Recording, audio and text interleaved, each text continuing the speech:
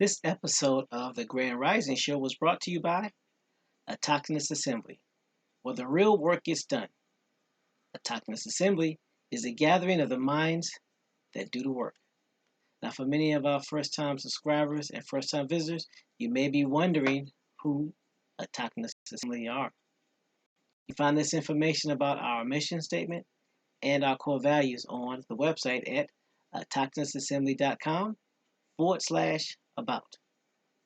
We are a nonprofit organization dedicated to raising up Indigenous American voices by using genealogy, also known as family history, or your family tree, which is the study of families and the tracing of their lineages and history. Genealogists use oral interviews, historical records, genetic analysis, and other records to obtain information about a family and to demonstrate kinship and pedigrees of its members.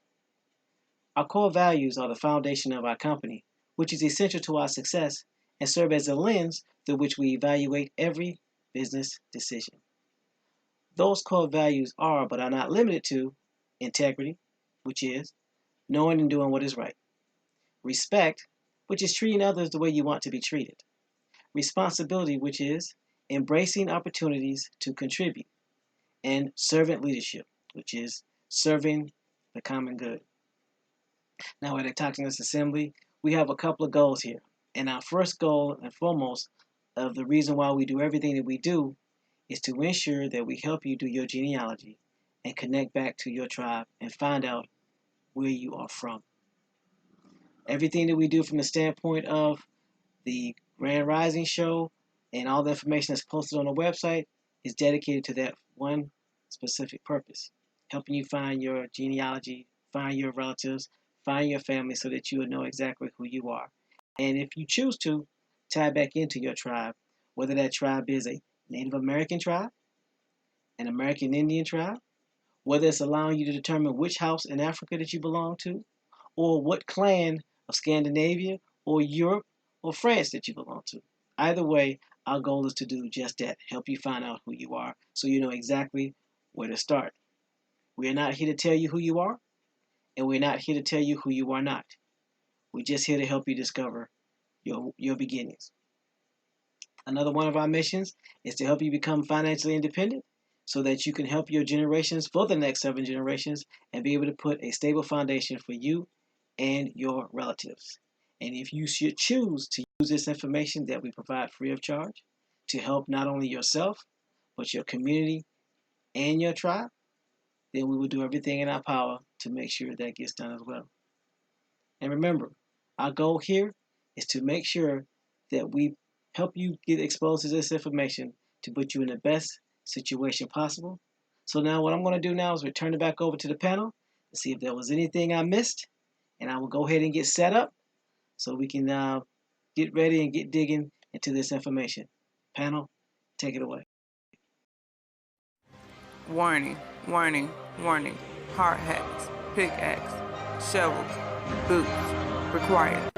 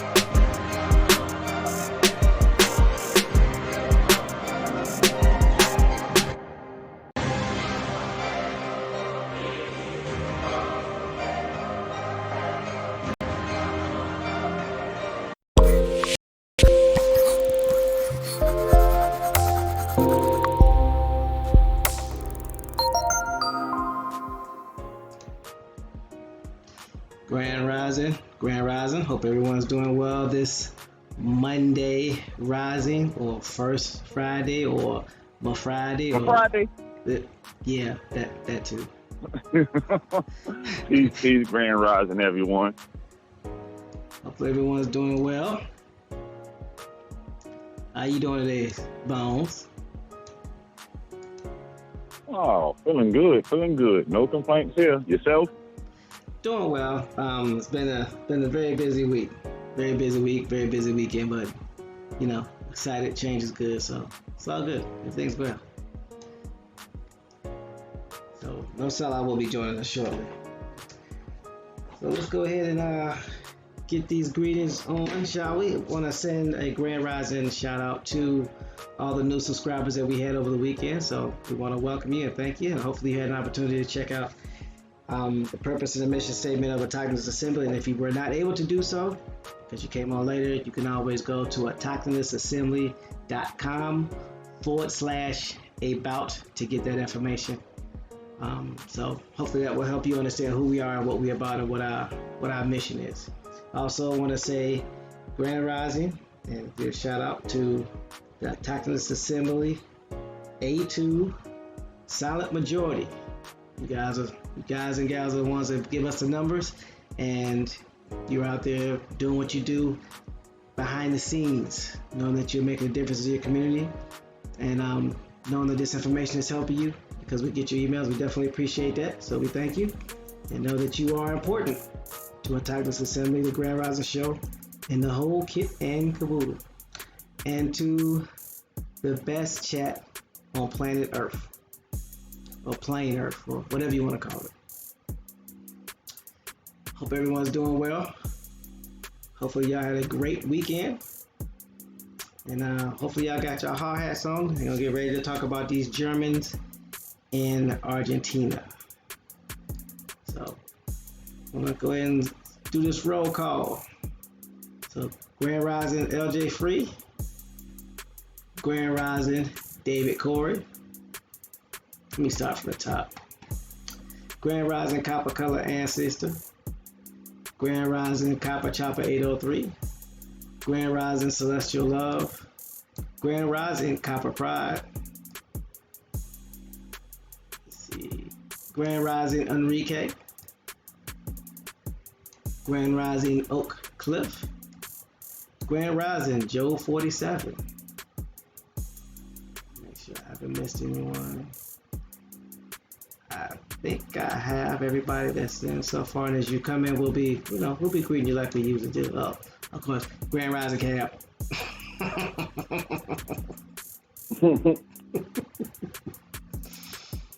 Grand Rising Lady J.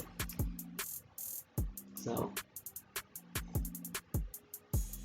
hopefully everyone's gonna be ready for this these Germans. But before we get started with that, I had a meeting this past Thursday with AFWA concerning a HUD 3 rep, and he's actually the deputy executive of Prince William County, and you know, he liked everything that we were looking at doing. Grand Rising Doodle Vision. He's so crazy.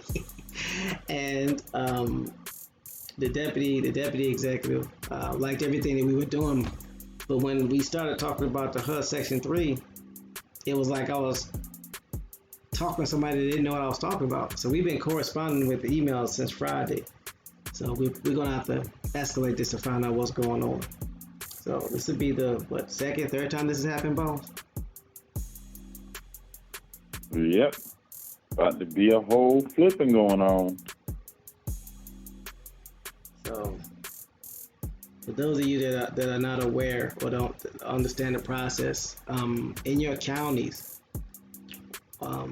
you're supposed to have a HUD 3 representative or a HUD coordinator that works within your housing authority or whatever the equivalent of your housing authority is. So you're supposed to be able to go there and ask them what they have available for, you know, companies and individuals that are looking to take advantage of what's available, because that money gets replaced every year. So yeah, we're in a situation now to where, people don't even know about it. They either don't know about it, or, it could be something totally different. They may be a gatekeeper. But anyway, we're gonna work it out. So I just wanted to keep y'all. I'm glad you mentioned that too. Go ahead. Because this goes to all relatives when you're dealing with your HUD Section 3 representatives. Document it. If we come to find out that a lot of these people are standing in the way of what was designed for us, documented it. Because for each person we find, that's another case and another case and another case and another case. And if we have to remove every gatekeeper that's in the way, then so be it. Exactly. So just to let you know some of the things that have been going on that you hadn't heard about or that we hadn't talked about. So, let's give you guys and gals an update. And Bones, you will be talking to FCC on this Thursday coming up in regards to The towers, yep. Okay. Cool. So anything else we got coming on the pipe? Because I know that you dropped a lot of videos this past weekend. Oh, well, this Thursday, I know it's the FCC. I'm also waiting on my HUD Section 3 representative to contact back for a meeting. Then we got daycare should be finishing this week. And I got to check the schedule with the calendar. I ain't get the chance to look at it this rising yet. But that's everything I know off the top of my head for this week. So that means there's probably about another 20 other things that you haven't thought about. Forgot.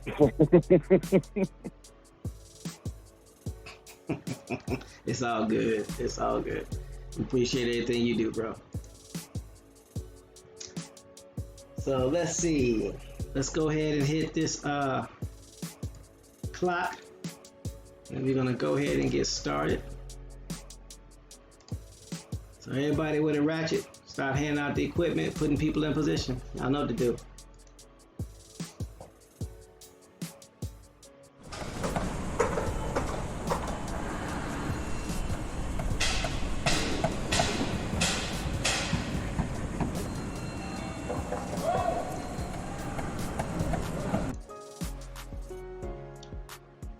Y'all crazy. Grand Rising. Who that walking through the door?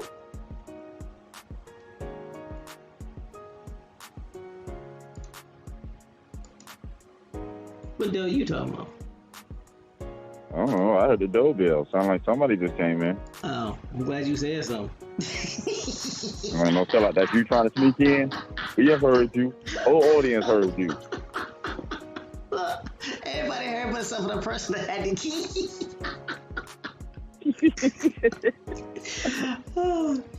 I was like, what are you talking about?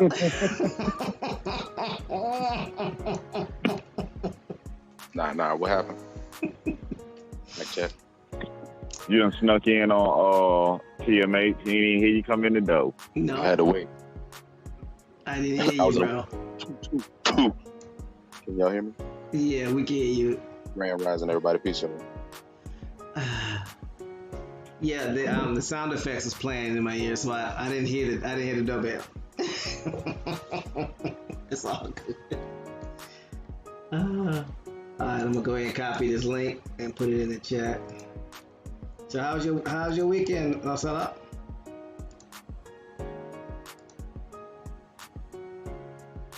That good, all right.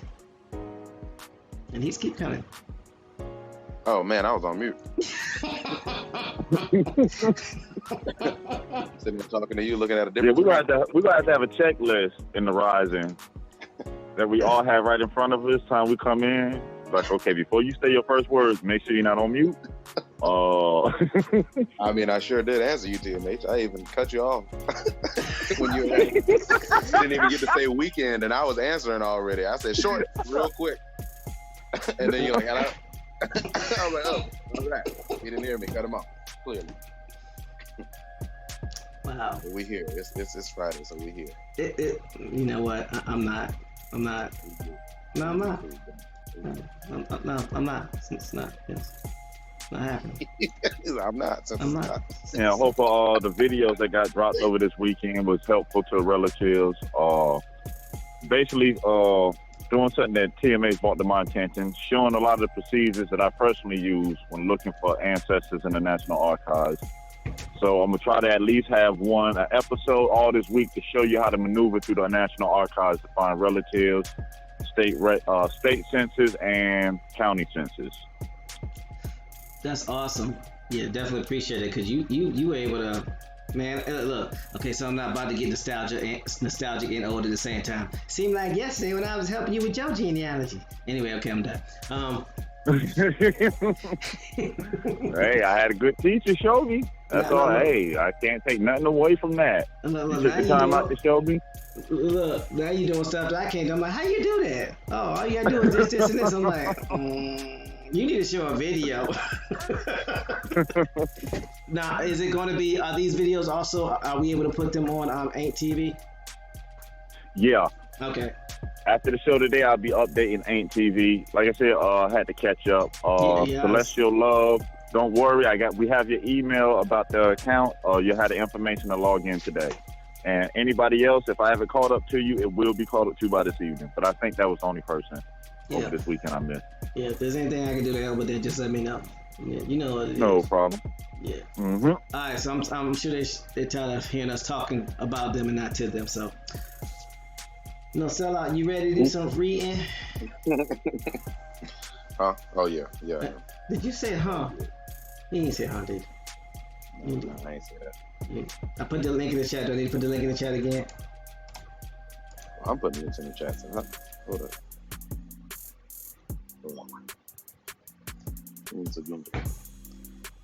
David Corey said it's gonna rain on your head. No, it ain't. I'm inside.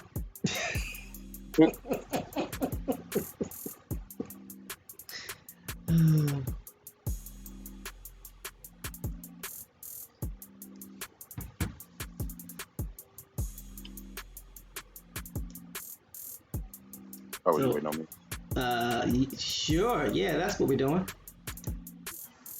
And for those of you just coming in, we're talking about Germans in Argentina, and of course, Bones and his infinite wisdom and all his digging and researching, he found out some very interesting things about Argentina. Very interesting. Very, very interesting. So, strap on tight. Let's get this information out here. And let's unlock some more of these doors to genealogy, so we can get everybody connected, get everybody back to their peoples. Word from the top. Grand rising, everybody. Peace, y'all. Once again, we are on German Argentine. Click that link. I'll tell you that you can drop again. Don't matter. I can drop German Argentines are Argentine citizens of German ancestry. Make sure you're gonna say stop already. They are descendants of Germans who immigrated. The first sentence, 2 sentences in. They are the descendants of Germans who immigrated with an I to Argentina from Germany and elsewhere in Europe. Some German Argentines originally settled in Brazil, then later immigrated to Argentina. Germany as a political entity was founded only in 1871, but immigrants from earlier dates are also considered German Argentines due to their shared ethnic heritage, language, and culture.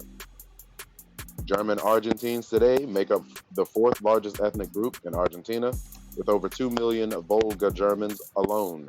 Stop. You know I was gonna tell you stop. Don't ask me. Yeah. It was a period too. So.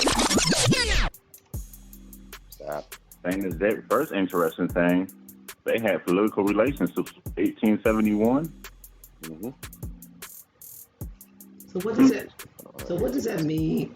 What does that mean to have political relations? I mean, that sounds intimate. I'm saying they had relations. So, how many people, by throwing some ones in the chat, if you knew that there were a lot of Germans, or that they made up 1/4 of the largest ethnic group. They're the fourth largest ethnic group in Argentina. How many people knew that? Put some ones in the chat. This is Participation Monday. Wait a minute, David Corey didn't know something? Participation. Don't do that. I'm gonna mess up. No sell. Really, no sellout. Hey, I ain't never heard of it. I had to answer correct. Wait a minute, you found out. Just saying, I just heard of it. Y'all look crazy.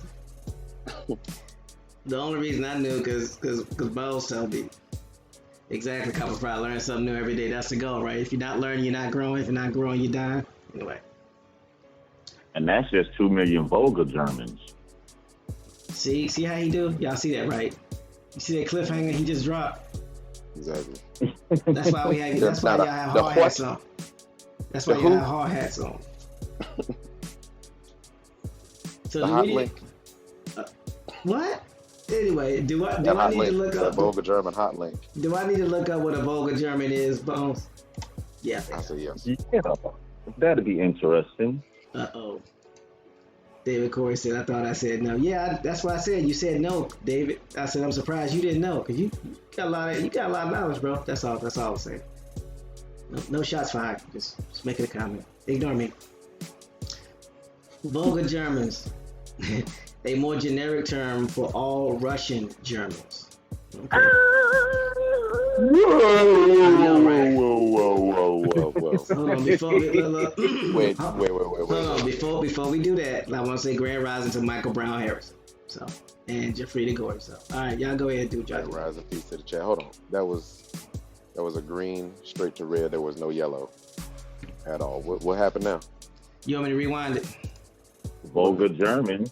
Basically, Volga means Russian Germans. So, Germans that are in a hurry? Yeah, they rush all over the place. Slow down. This is a neighborhood.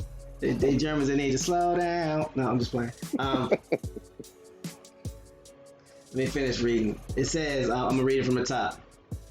It says, Volga Germans, a more generic term for all Russian Germans, are ethnic Germans who colonized and historically lived along the Volga River in the region of northeastern European Russia, around Saratov, and to the south. Recruited as immigrants to Russia in the 18th century, they were allowed to maintain their German culture, language, traditions, and churches, which are Lutheran, Reformed Catholics, Moravians, and Mennonites. So these are your Protestants. Then it goes on to read, in the 19th and early 20th centuries, many Volga Germans immigrated to Kansas, Nebraska, the Dakotas, California, Washington, and other states across the western United States, as well as to Canada and South America. Mainly Argentina, Chile, and Brazil. Then it says, after the German invasion of the Soviet Union in 1941, during World War II, the Soviet government considered the Volga Germans potential collaborators and deported many of them eastward, where thousands died. After the war, the Soviet Union expelled a moderate number of ethnic Germans to the west. In the late 1980s and 1990s, many of the remaining ethnic Germans moved from the Soviet Union to Germany. So wait a minute, they were considered potential collaborators and they were deported to the east. Man. LJ Free says, I knew a lot of World War II officers made Argentina their well-known club med, but didn't know there was a large German population already there. Yeah, that was good. That goes talked about to one of the things that Dudu had said one time before. He said, why do people migrate to certain areas? He says because they already have people there or they're coming back. So in this instance, there was already people there, so they felt comfortable with the population. Yeah. So they were able to also remember the house that rules the crown of Spain sits in Germany. That's why they said, remember they told you that the German language and the Spanish, they have similarities because Spanish was made up of German, bald loan words from American Indians, Arabic, what was it, Hebrew, things like 2 more languages that they use to make Spanish. Latin, which is Ladino, and I forgot the other one. Well, put that on a note card. That way I won't forget it next time I be able to help you remember.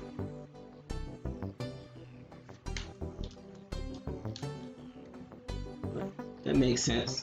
But again, it always goes back to them houses.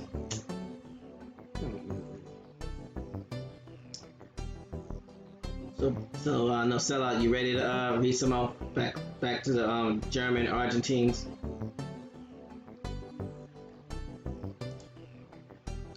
Yes, I am. So sentence number 2. It's not sentence number 2. Stop that. I'm sorry.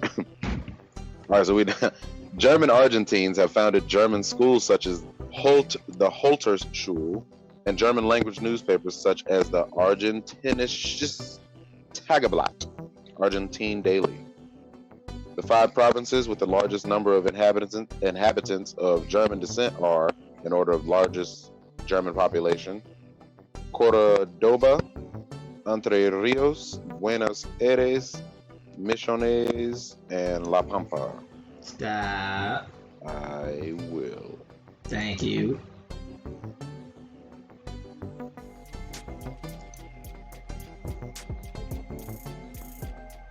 So the 5 provinces with the largest numbers of inhabitants of German descent are basically some of the places where they're the most heavily populated. Exactly, David Corey. Spaniards or Iberians. Remember this. And Free says 1 big melting pot or cauldron with 3 arrows. So the Germans with the largest populations are placed basically in the places that have the largest number of people. So that would be Cordoba, Entre Rios, Buenos Aires, and Misiones and La Pampa. So they where the people are. They didn't go somewhere where it was least populated. They went to some of the more heavily populated. Because I know Buenos Aires is still a good tourist attraction for people that like to come there from the States. So that's some interesting information.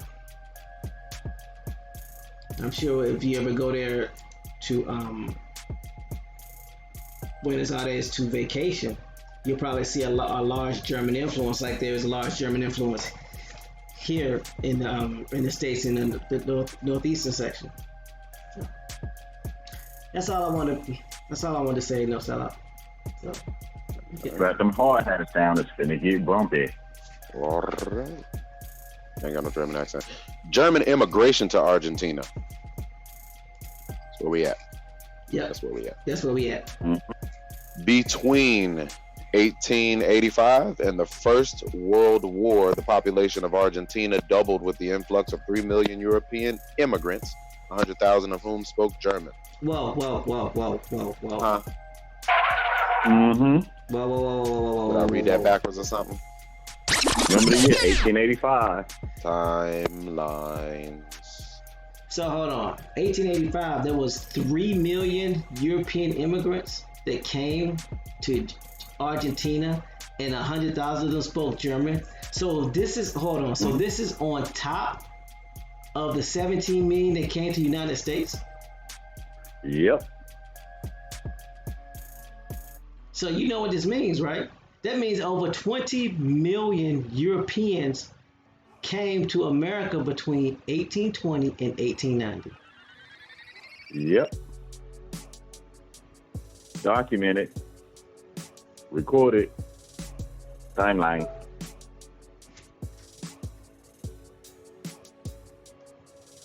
That's a lot of people, man. No, wait till these surnames pop up. People that you thought was Spanish are really German.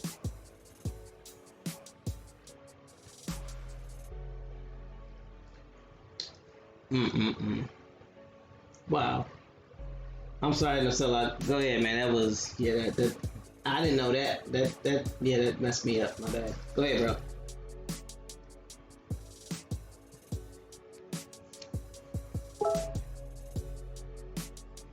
I'm on mute. Mic check. Yeah, you good. Cover process. There go them numbers.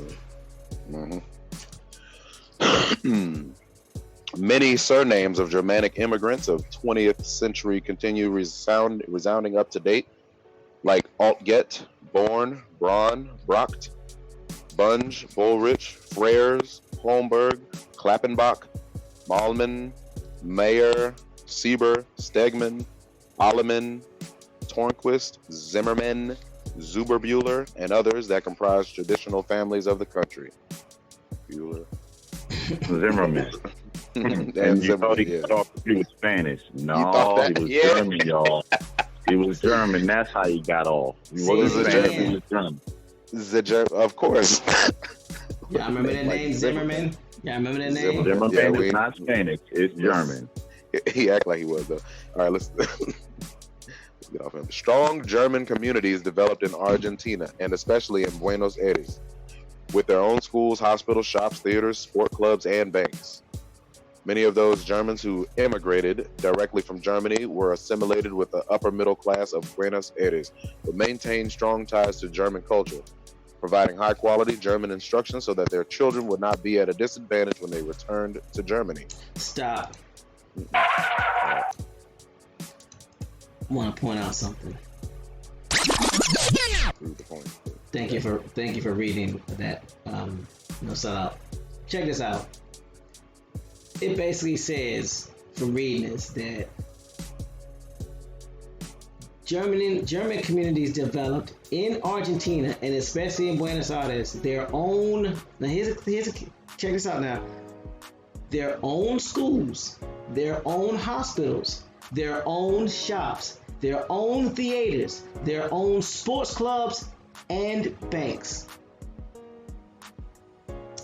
Doesn't that sound like what they've done, not just the Germans, but all the other cultures have done, not just in Argentina, but throughout the states?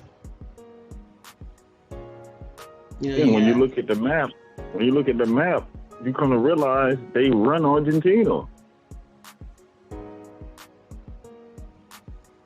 Yeah, and one of the things, so basically they have their own Germantown, right? Yep. So when having their own Germantown, it's no different than places in the United States that have their own, Chinatown, Germantown. Yep. So this is not something that can't be done. This is just something we're not doing until now. Right. So I just wanted to put that out there. So this is not nothing new that we're talking about. This is things that communities have been doing for the longest time. We just didn't do it. So I'm sorry, no since the 1800s. Since the 1800s. So you can go ahead and finish reading.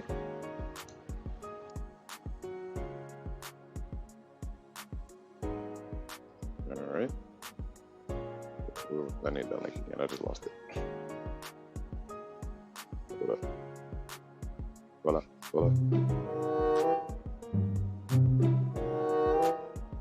So now, begin. Oh no, I said I lost the link. My bad.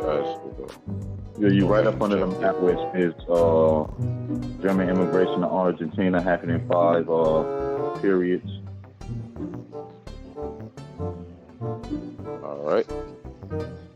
German immigration to Argentina occurred during the main time periods: pre-1870, 1870 to 1914, 1918 to 1933, 1933 to 1940, and post-1945. During the first period till 1870, immigration to Argentina was in general low. Of note are the colonias alemanas, the first one founded in the province of Buenos Aires in 1827. The colonias are a unique and notable phenomenon in Argentina's immigration history, but were also far from an exclusively German practice. During the second period from 1870 until 1914, Argentina experienced a massive boom in immigration due to or causing massive economic expansion in the port of Buenos Aires and in the wheat and beef producing pampas.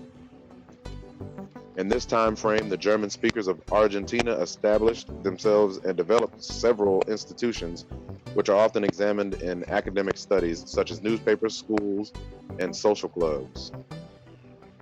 Stop for a second. Stop for a gotcha. second. Gotcha.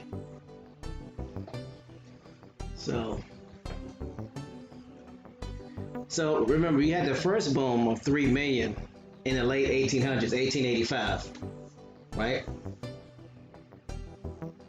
And then it says they experienced a massive boom of immigration due to or causing massive economic expansion in the port of Buenos Aires and in the wheat and beef producing pampas.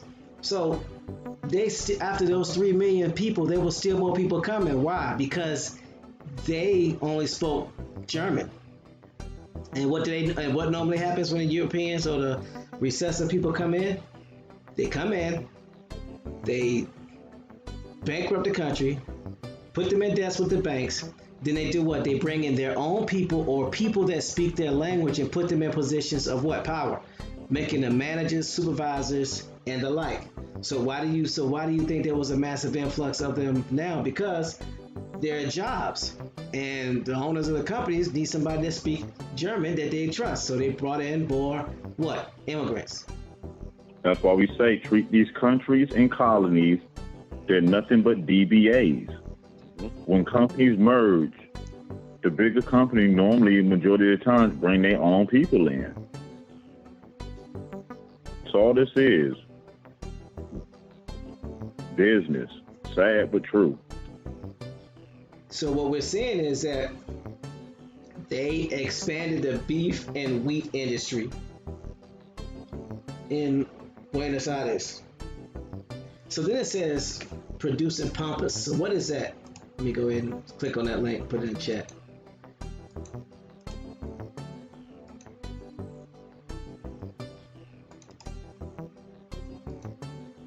It's kind of funny how you go someplace foreign and get your own hometowns in a foreign land. Mm-hmm.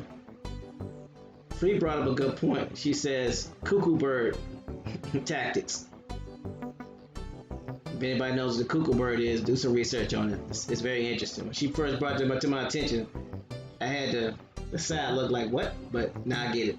So pampas. Oh, you mean that copycat bird? Mm-hmm. So the pampas are fertile South American lowlands that cover more than 289,577 square miles and include the Argentine provinces of Buenos Aires, La Pampa, Santa Fe, Entre Rios, Cordoba, all of Uruguay, and Brazil's southernmost state, Rio Grande do Sul. The vast plains are a natural region, interrupted only by the low Ventana and Tandil Hills near Bahia Blanca and Tandil, which is in Argentina, with a height of 4,265 feet and 500 meters, or 1,640 feet respectively. It says the climate is temperate with precipitation of 23.6 to 47.2 inches a year. That is more or less evenly distributed through the year, making the soils appropriate for agriculture. The area is also one of the distinct physiography provinces of the larger Paraguay Plain Division. Grand Rising Mike Easton. So what the pampas are lands that are fertile for agriculture. So let me get this right. Bones, help me with this. These Germans come in, start businesses, and then they just take over the most fertile land on that part of Buenos Aires? Yep, to raise cattle. Hey, I'm finna let you know something that might hurt a lot of people or shake you up. The Germans are the beef people. The Germans are the beef people. That would explain why those cows end up going mad. Grand Rising, El Boreas, safe travels. Yeah, your butcher shops back then. You got to look at who had the majority of them. Who culture was that storing meat like that? That wasn't our ancestors' way. They preserved it, packed it down with salt, dried it out so it would last. Right. It's the German culture to where they have meat that's already started to go bad and people still cook it and eat it. Yeah, we will make it like jerky for travel.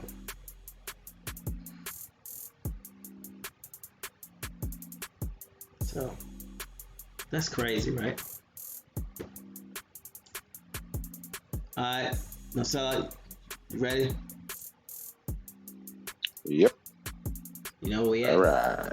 Hope you do, because I don't. Nope. No, I got it. No. In this time frame, mic check.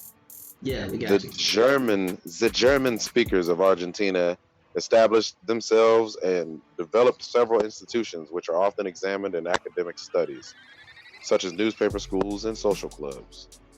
Despite originating from all over German-speaking Europe, once in Argentina, a new Germanic Argentine identity developed.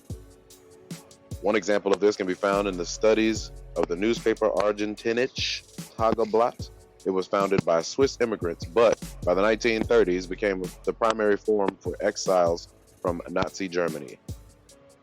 In this time period, Volga German immigrants also arrived in the country and settled in different provinces. Stop, please.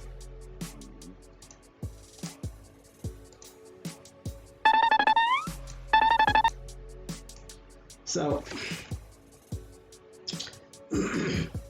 How bad it was Nazi Germany again, and I'm not saying that to be funny, if they know what these people will run into, and they still ran there, and they still living there to this day, how bad did they want the Nazis again?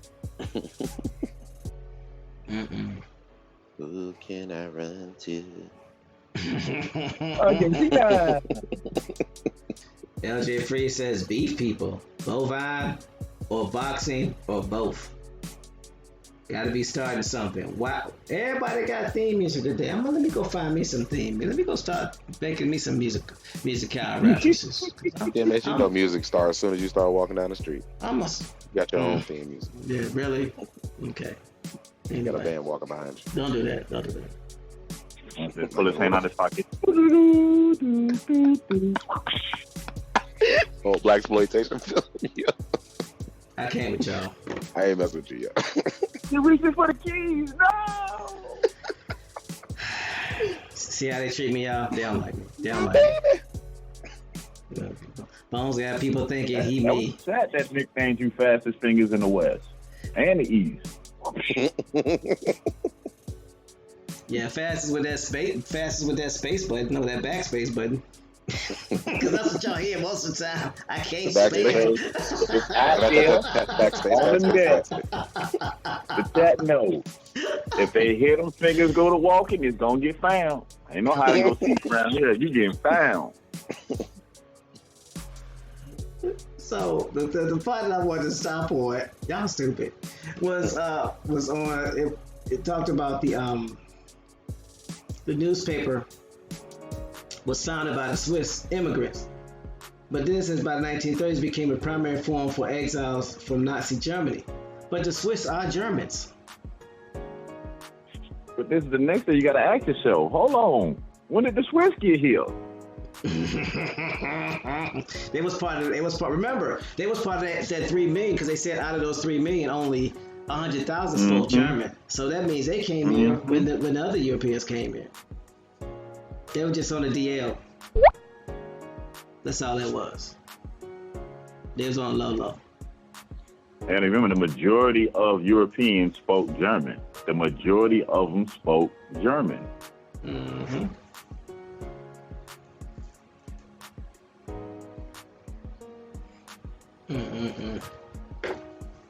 So I just thought that interesting the way they try to break it down like that. So all the Swiss are Germans that speak a different language. They're Germans that speak Swiss, but they're still Germans nonetheless. So I just wanted to point that out. In reference for and also too, this is the 1930s. So what's going on in the 1930s in the States? We're getting hit with I remember we supposed to be mad at the Nazis. We supposed to be mad at the Nazis. Supposed to be, but they setting up shop. Not only that, but what's going on with our ancestors in the 1930s? It's a final removal of the Indians, right? Yep. So, Because by this time, they done bought in they class to South America and they class to North America. And that's all they were doing. Once they set up their new DBA, they bought their staff over. Literally. Because you figure by the 1930s, we are a good 10 years into the Asiatic movement, right? Master Farad Muhammad founded the Nation of Islam in what, 1920? 1930? Yeah, I already had Noble Drew Ali. He's out there teaching now, right? So now they're starting to redefine who we are as a people. Because before then, there was no literature published about these individuals before the 1900s. Not by anybody like us. Is when they started mentally removing you from your homeland. See, the 1800s was putting the pressure on you, moving you around, making you uncomfortable. So when the 1900s came, a lot of people, this would you have to ask yourself, a lot of people who lived through 60, 70, 80 years of this, some of them switched because they thought they were going to have a better life. I mean, we got to be honest with this. That's why a lot of our ancestors chose certain things, because they thought it was going to be better in the end. Yeah, that's the only reason they did it. Grand Rising Big. And I look at it like this. If they wouldn't have, we wouldn't be gathering these risings, putting our story back together. Everything happens for a reason, whether you understand it or not. So exactly. So at the end of the day, you know, that's what it's about. That's what we do. Bring this information, expose it. Because they did what they did because they thought it was going to help. So there's always remnants left. Don't forget that. So I don't know. It just goes back to, we can build our communities just like they built their communities. The problem is you know, it's going to take some work, and we just got to go out and do it instead of waiting for somebody to give us something. Free says the Nazis were known for genocide. Why would the U.S. government place many of their top people in influential positions right here? Because they, like you said, they were known for genocide.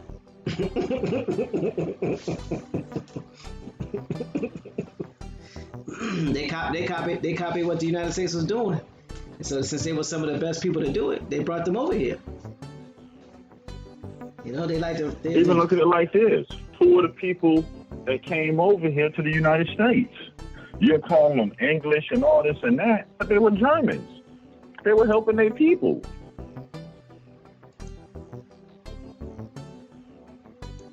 Remember the House of Rome, the Roman Empire, all these things go back to houses in Germany.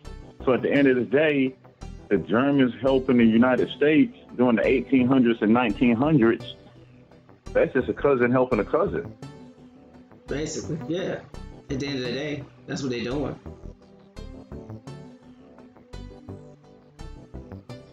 And if, you know, if you know, if we're the type of people that help our family, why wouldn't they help theirs, right? Or our relatives, they're gonna help theirs.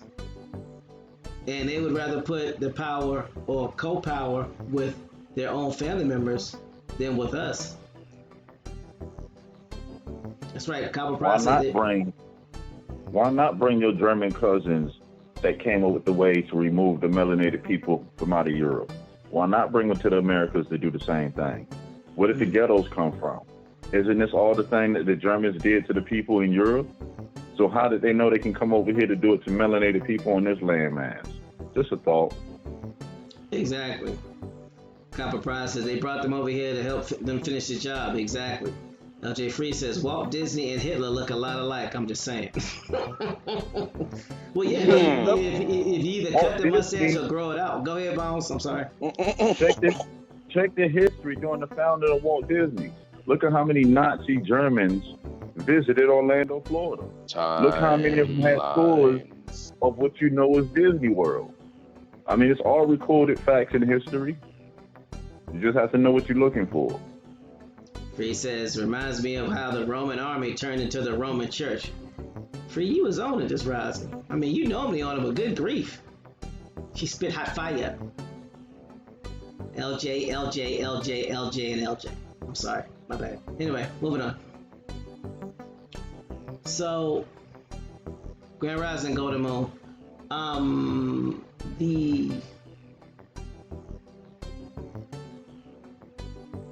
Basically, here's what we gotta do. We gotta get our communities together.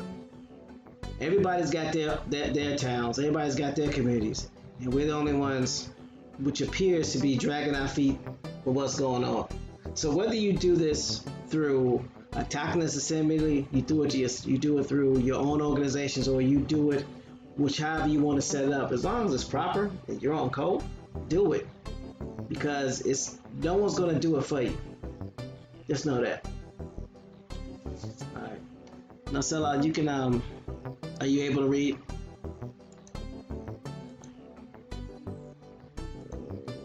Yes. Okay. Should be what, during the third period? Yep. Yeah, we're on the next one, right? Yeah. During the third period, as Bones stated, after a pause during World War I timeline, immigration to Argentina again resumed, and German speakers came in their largest numbers. Speakers? German speakers, okay. Speakers, not like it, okay. Came in their largest numbers. This can be attributed to increased immigration restrictions in the United States and Brazil, as well as the deteriorating conditions in post-World War I Europe. The two largest years of German immigration to Argentina were 1923 and 1924, approximately 10,000 in each year.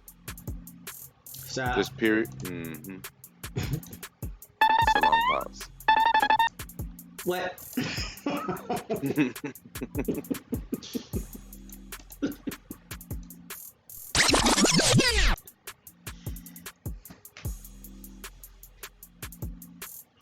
Copper Price says they never included themselves. To them, they've always been here. Who they fooling?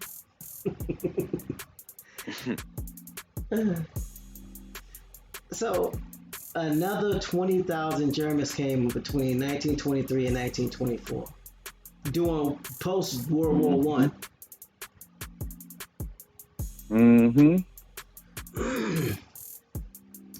So, what do you think is happening? Well, they know what we think. What do we know is happening when they get to Argentina? They're mixing, right? Mixing and bringing their culture and building their society. Yep, that's what they're doing. So what happens when you take a recessive gene and a dominant gene, and you keep mixing the recessive through the dominant? What happens to the dominant gene? Becomes recessive after a while. Itself. Yeah, it's like pouring milk in the coffee. Eventually, you're gonna get milk.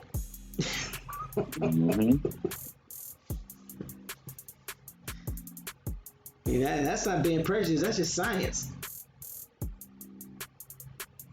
Which looks like that's what they've been doing and what they're trying to do. And what you brought to our attention last week, Bones, is that South America and Africa are the two last places to be fully colonized. That's the reason why there's a big push to Africa, and that's why there's a quiet push to South America. And it's funny because they don't want us to go to South America. They try to make it seem like it's dangerous for us to go to South America. They want to send us to Africa. They want to bring somebody else to South America. Europeans. Yeah, they're inviting Europeans to South America.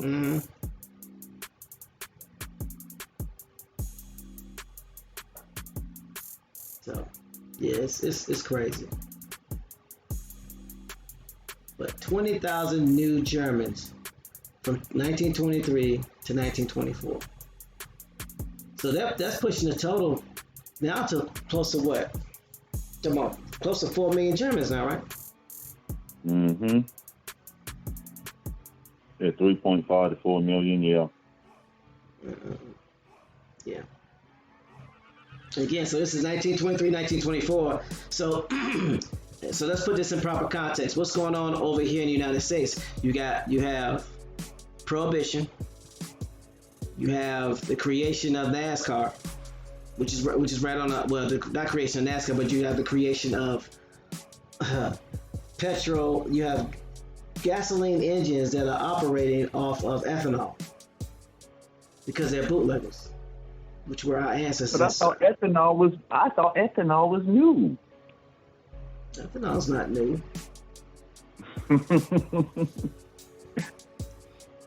Oh, because they make it with corn. No, it's not new.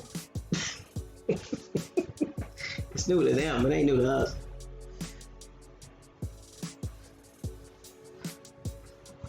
So remember, this is also during a time where a lot of our Wall Streets, the Negro Wall Streets, are being destroyed. Think about it, 1920, 1923. There's a change in there's a change in the political process from the standpoint of what the Republicans represent versus what the Democrats represent. So all this is happening at the same time. We become black. We become black 1920. So see, all this stuff is happening simultaneously. So the stuff that they're doing in Argentina had already been done to our ancestors like 100 years prior, if that makes sense. You know what I noticed? What's that? Anytime there's a large influx of people coming in, we get a new title. Mm. It happened in the 1920s. Large influx came back in. Think about it. It happened in the 1800s. When we went from being Indian to colored, it was mass immigration. When we went from being colored to Negro, mass immigration. When we went from being Negro to black, mass immigration. So the next mass immigration came around 2000 when we became African American. Yeah, the so-called Latin America that they was trying to say coming in. The immigrants they trying to tell you they want to keep out now, that's the new mass immigration. Good point.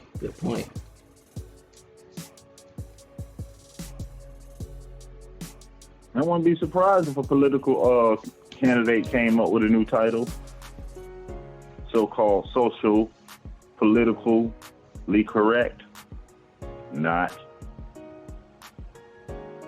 David Corey says African American to ADOS. African descendants of slaves. I mean, if you think about it, that might be it. They throwing it out there. That could be the new title. Grand Rising EJ Coppertone. I saw you earlier, but I didn't get a chance to give you a shout out. That's crazy. So yeah, ADOS might be the next title. Grand Rising Swarth Beta. Swarth Beta.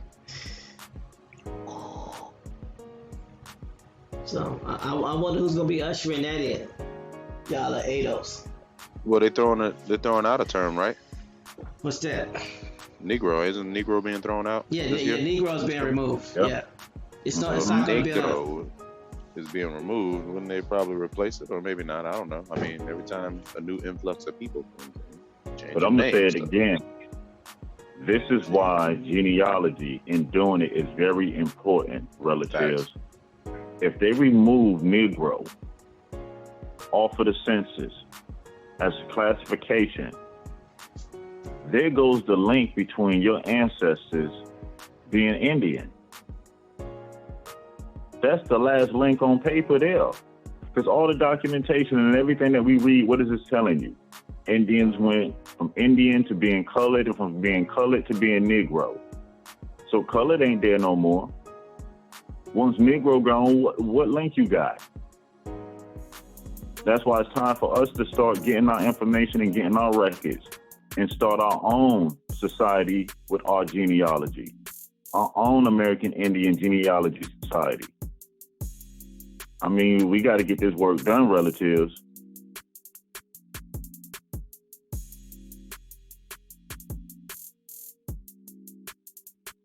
I mean, you bring up a great point, because at the end of the day, every other group of people, every other society has control of their records. Now, granted, we do understand the situation and the circumstance from when they took the Bibles, the white Bibles that had our genealogy records in them, and gave us the black Bibles. We get that. But now we're here and we're putting this information out. Not just us, but a lot of people are helping with the genealogy. You have a lot of tribes helping with genealogy. You have, a lot of genealogists helping with it. So we have no excuse. So we need to get this information, document it, keep it safe, and start building our town so we can be who we're supposed to be instead of waiting for somebody to give us something. Because at the end of the day, before you know it, I ain't trying to be no ADOS or have no ADOS in my family, because they're not even talking about us. They're actually talking about the Europeans. Just a thought.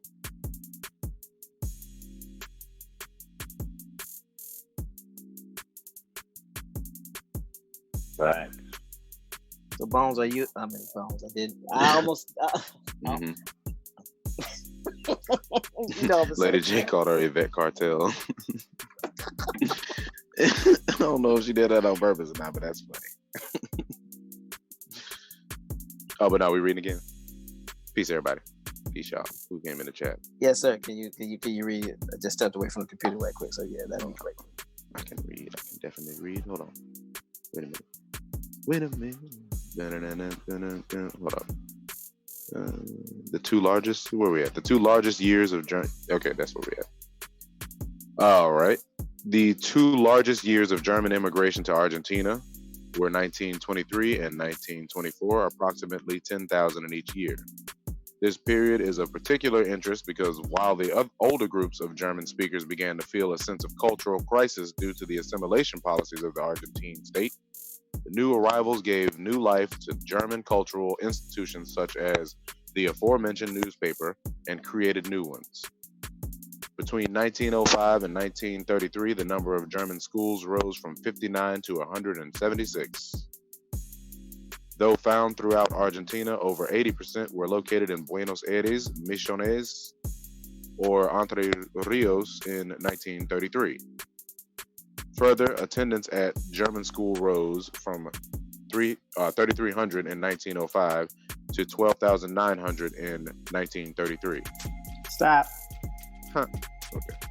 Hold on. Wait a minute. No, keep going. Go ahead. My bad. It's only one sentence left. I was about to speed through it too. You just came out of nowhere. I'm going back on there. I was about to run right on through it. The studies inherently favor Buenos Aires, where half of all Germans lived, over the colonias because fewer institutions, particularly newspapers, developed. That was weird. Okay, so that's okay. Okay, now we're doing now. Stop. All right. Okay.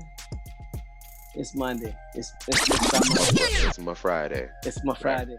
My Friday, bro. My Friday. Gotta have Friday, the whole word in it, to make it a Friday. Thanks for participating. So from 1905 to 1933, the German schools rose from 59. They went from 59 German schools to 176 German schools. That means they more than tripled the number of schools.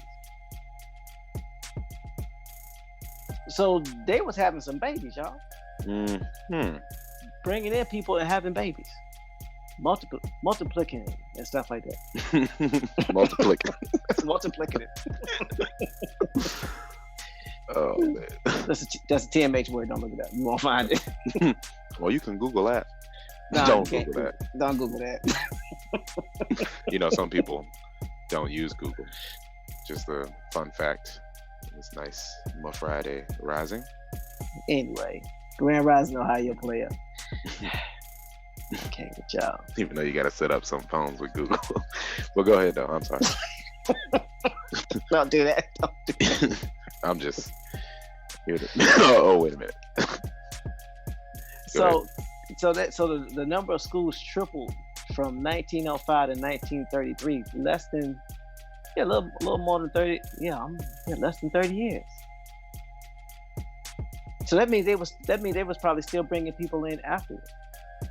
David Corey says so. Indians are home. Oh yeah. Y'all ain't see nothing in numbers yet. But this is the thing you have to look at. If they're the ones building the schools, if they're the one who's creating the media, if they're the ones that's doing the newspaper and the education, now ask yourself this: what do you think they're teaching? They're teaching history from their perspective. If these people came from Germany with a perspective that they were superior to everyone, and they setting up educational institutions in foreign lands, again, what are they teaching?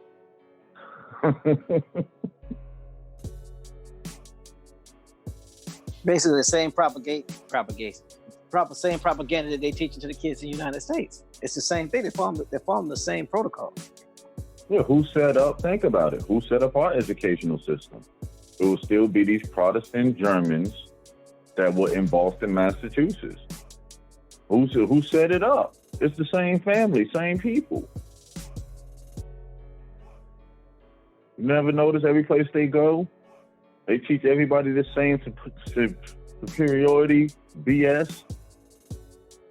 Every place they go, that's what they teach. That's part of their curriculum. That's how their program works.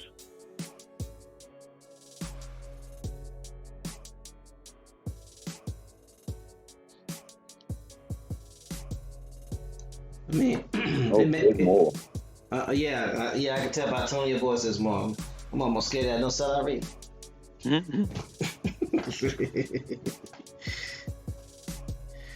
Oh boy.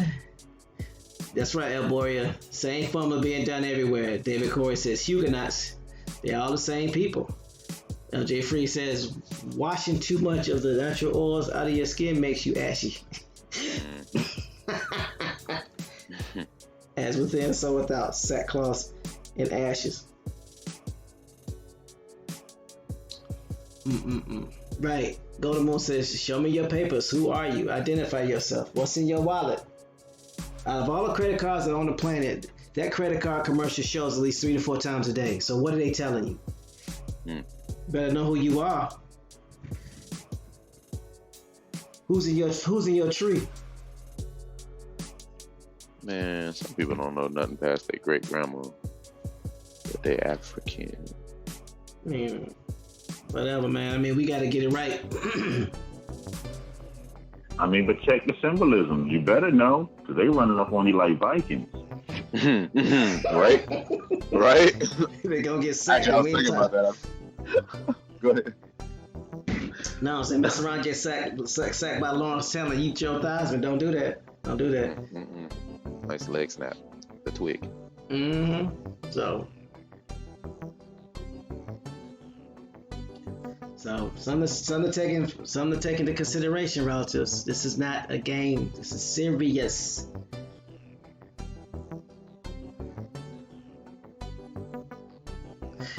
Copper color ancestor says, why us though? We're not doing anything to anyone. Because it's in your blood. It's who we are. Indios. That's just not a title.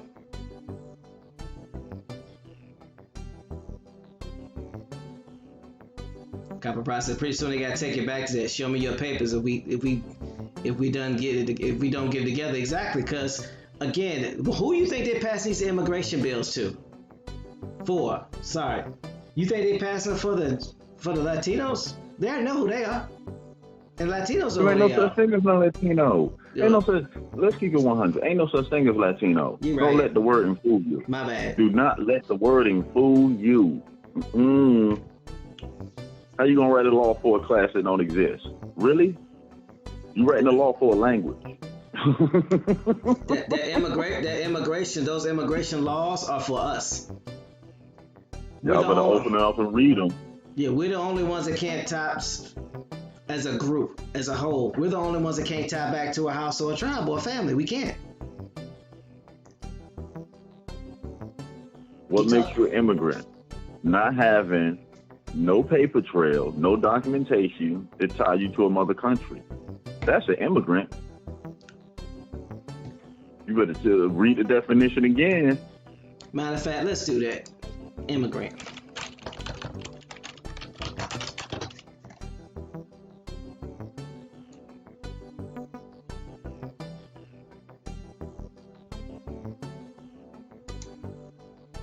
Let's look at it from the free dictionary. Bring it on over here. Boop.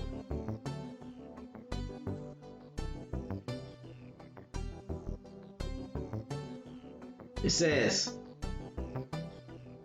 immigrant, a person who comes to a country of which he is not a citizen, a migrant. Not to be confused with the immigrant, which is an expatriate, one who immigrates. Okay, immigrant, a person who leaves one country to settle permanently in another. Now, think about this. Look at all the different definitions. So I'm gonna show you how we gonna get lecto deficilio. Yes, I made it a verb. Right up out of your homeland. It says, think about, look now, it doesn't say not a citizen. It says a person who leaves one country to settle permanently in another, right? Now, for those of us who claimed or who were claiming African American, what are we saying? Check out that. You're a descendant of Africa, right, with no paperwork. Mm-hmm. And what is history? What is history propagating and dictating? That our ancestors came in from 400 years ago, right? And we're claiming African American or black, which is the same, which is nothing more than a derivative of African American, which basically means dead, meaning you have no standing in law. So let me ask you this question, brothers and sisters, boys and girls, men and women of all ages. If you have no standing in law, what does that make you by definition? Immigrant. Okay. I almost said lawless, but you know, immigrant works. Then it says, open up these congressional laws and start reading them. Then it says, start reading writing in these bills. Exactly. Then it goes on to read that an organism that establishes itself in an area where it previously did not exist. An organism? Are y'all reading this? A human being is an organism. Establishing himself in an area that he didn't exist, African American. A misnomer. It doesn't exist. Black, same. Grand Rising, Pamela Hall.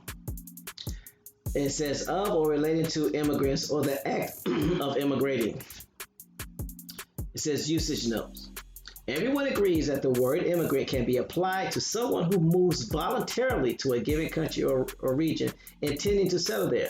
But it is acceptable to refer to enslaved Africans who were brought to America against their will in the 1600s. What? Hold on. That's why I said the definition. I think I'm saying it again. Stop. Come on. One more time for the people. Come on, man. You've got to be kidding me. This. You never need to do these definitions. I tried to say it wrong and messed it up. I know. Definitions again. Define these definitions. It says, usage note. Everyone agrees that the word immigrant can be applied to someone who moves voluntarily to a given country or region intending to settle there. But it says, is it acceptable to refer to enslaved Africans who were brought to the Americas against their will in 1600s, 1700s, and 1800s as immigrants? In recent years, more than one politician and textbook publisher has attracted ridicule and condemnation for describing enslaved Africans if they were simply another of the many immigrant groups that helped make America what it is today. Whether the slaves were or were not immigrants in some sense is a matter of delicate semantic interpretation, but it is probably not appropriate to refer to them as such without significant qualification. To do so is likely to be taken as ignoring the extraordinary brutality of the transatlantic slave trade. So y'all see the narrative that's being created. Think about it. You can't talk about it in a public forum, but they can create laws against it to harm you. Mm-hmm.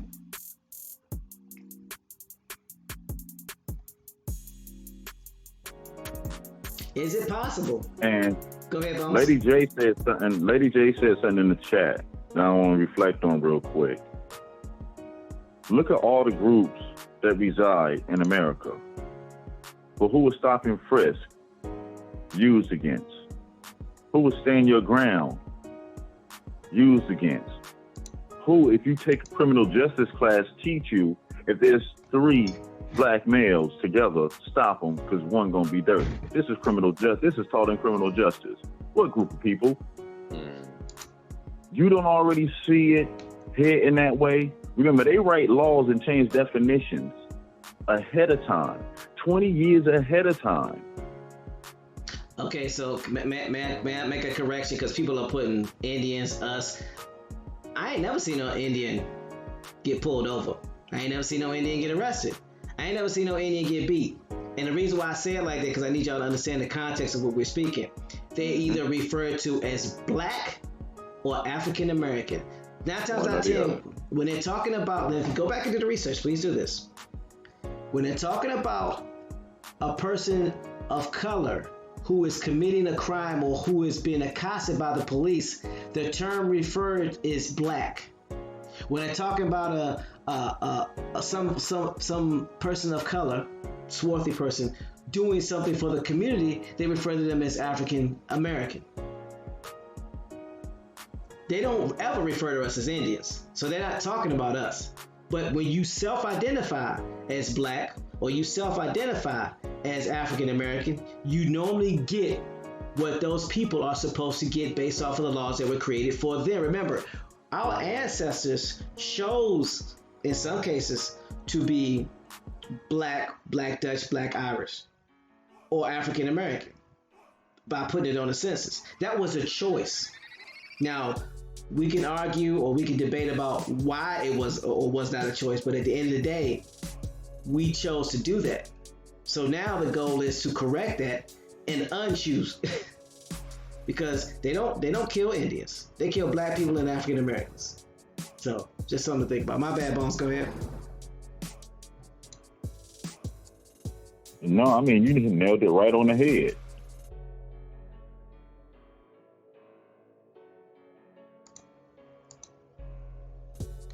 So I agree.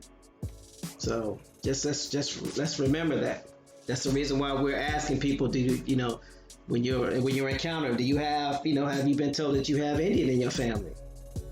And 90% of the time, people that were born here in the United States that don't knowingly have any African in their family. When I mean knowingly, I mean they can't trace them back to a house. They normally don't say that they don't have any Indian in their family. They don't. So my question is, if that's the case, everybody that I'm coming across is lying? Yeah, they embedded that in the internet, in the 1920s for everybody to latch on. Oh, the internet, never mind. That didn't work. I don't know. I mean, I guess everybody just got Men in Black and got told the same story at the same time. I made that a verb. But yeah, not for real. That's ridiculous. We don't know each other, but that common denominator is always like, come on now. Would it help if they knew the Out of Africa story that they pushed was created in 1951? Man, why you doing this to people? Which basically meant it was taught in universities first, and then it got trickled down to the students because you had to have somebody to teach it in order for it to be a curriculum. Facts. Top of the 1900s. So I forgot a professor name up out of Hawaii with the whole mitochondrial DNA came about in 1951. It's a female professor out of the University of Hawaii. Copper India, thanks for that link. He posted it, I think, 3-4 days ago. Yeah, I remember seeing the link. Yeah. So what I'm saying is my father, what I know from my father, I talked to him, he said they didn't learn about Africa theory. He said he was never taught that. What's the definition of an African American? Do we have that definition of an African American? Like when was the first African American? Who was the first Afro American? Afro or African American? They're two different African. I'm sorry. I apologize. Yes. First African American wasn't until 2000. Yeah, you couldn't. Oh man, come on now. Don't. No. Yeah, Jesse Jackson and his folk slave that came to America and had their first child, and that first child was the first African American. Am I wrong? No. African American as a status wasn't applicable until 2000. Where is this African American baby? You gotta realize too, Africa, the whole continent was not called Africa until the mid 1900s. Oh man. Remember in 700, when the Ottoman Empire took over the northern part of Libya, or the northern part of Ethiopia, they named 2 states out of the 54 Africa. They named Tangier and Algiers. One was North Africa and the other was South Africa. Both of them happen to be located in North Africa. Those were the only 2 places that were named Africa, and the whole continent didn't get changed to Africa until 2,000 years after the 700s. So we got a whole race, quote unquote, of people called African American that was just invented, like canola oil and all them other funny foods. Oh, yeah, man. the term came about 88, 89 politically, but you couldn't use it on the census. You couldn't claim African American until 2000. Yeah. So technically, we only been African American for 19 years, 19 y'all. years. Y'all 19 years old. Legally speaking, not as a colloquialism, not as some terms. Because here's the thing that I find funny: people go, "Well, we find it in these writings." Okay, I understand you found it in writings, but what was the government legally calling us? See, you didn't become legally an African American until 2000. So regardless of what you say, that goes back to Moors. Well, we were Moors. Well, you were Moors because somebody called you Moors. What were you before then? See. Again, people create these narratives. And where are you at legally? The Germans named the Moors Moors. What were they called before they were Moors? They were Berbers. So they're taking on a pet name. And if that's what you want to be, that's fine. But your people didn't call themselves Moors. Moors didn't call themselves Moors. They were Berbers. And then they started calling all Muslims Moors. And Africans don't call themselves and then they expanded the definition of Moor. So it's the same process. So they go, well, according to Noble Drew Ali, we were called Moors. Well, when did Noble Drew Ali write the Circle 7 Quran? It was after the 1900s. Yep. People were being called Moors by the Germans in the 1400s. Yep. So I'm, again, no disrespect to Noble Drew Ali, by any stretch of the imagination. He wrote a book in the 1900s. You were being called by Germans Moors in the 1400s. That's a historical fact. There's proof of that. So a man who takes on the term of Moor, given his own definition, after somebody named him Moor, is not a source. Because where did he get it from? Example. We know that the term Negro, but y'all know a word, we're going to say Negro because we on air. Mm-hmm. Yep. But we know it was a derogatory term. But didn't in our neighborhoods, we turned around and used it as a term of endearment? Mm-hmm. Still do to this day. So think about it. Pet it name. Don't change the original meaning of the word. Not at all, just because you use it. It's the same principle, especially if it's documented way before it was changed. And just because you changed it does not change the original meaning of the word. That's how we get jammed up a lot when we trying to put definitions of 2019, but you read in papers from the 1500s. No, you have to go with 1500 definitions. You can't use an updated definition. Them people didn't know nothing about this 2019. That wouldn't even work in court. Using an old definition versus a new definition. You better stop playing. Now, here's one thing I can promise you and I can bet you. I bet you I can find somebody who's from Morocco that don't call themselves a Moor. And I also bet you I can find an Indian who calls themselves Indios and knows that their people will call themselves Indio. So here's the question. Who named you Moor? Germans. Now, if that's the name that you want to take on, that's great. Just like if you want to take on African American, that's great. If you want to take on Black, that's great. But that's not what your people call themselves.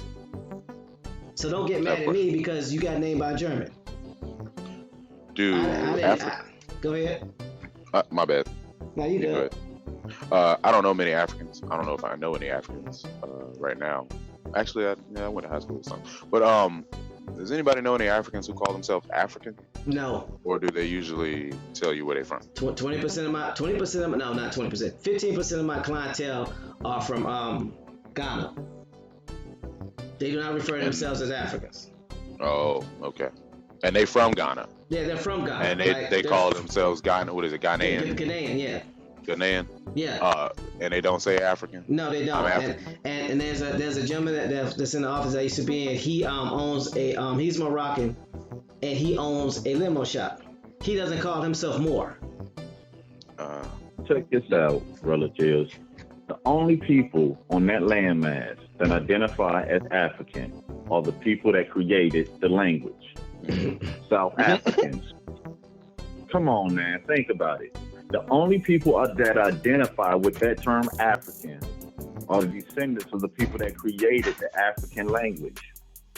Germans, Dutch, French, Francs. And where you say they at? South Africa. South Africa. South African. South Africans descend from where? Germans and Dutches. Who created the Afrikaans language? French Huguenots. Man. Why y'all doing this to them? The Afrikaners. Dutch. The only people calling themselves that, still calling themselves that to this day. So how it get thrown on us?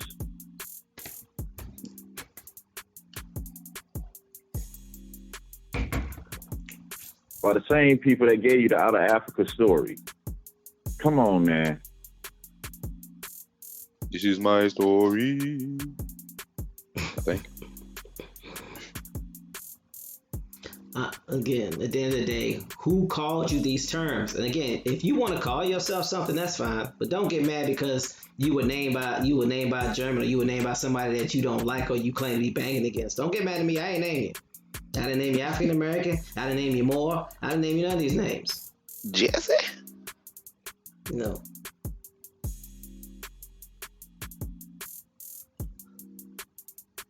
Copper Price says, what I don't get is why are they not called African American when they come over here to live? That never made sense to me. Because they identify by their country. Nigerian American. Somalian American. Ethiopian American. Yep. Cameroon The American. only ones that wear the African title that would be considered an African American is a South African. Big A facts. South African is the only one that comes here that can be considered an African American. Got the word African in the country. So here's the thing. This is how ludicrous it is. Calling yourself an African American is like somebody from the Caribbean islands calling themselves, I'm a Caribbean American. I'm a Carib. Boy, you an I'm American. Caribbean. Not an Indian, but I'm a Caribbean. That don't make any sense. What island you from? I'm a Caribbean. What? Like you faking. Sound like you faking. Hold on. Where are you If from? you can't tell me that. Where are you from? I'm from the Caribbean islands. Which one? No, no, it doesn't matter. No, See how stupid that sounds? They the same. When They you- the same TMH. When you're objective and you replace any other title with that, it sounds ridiculous. You claiming a whole continent.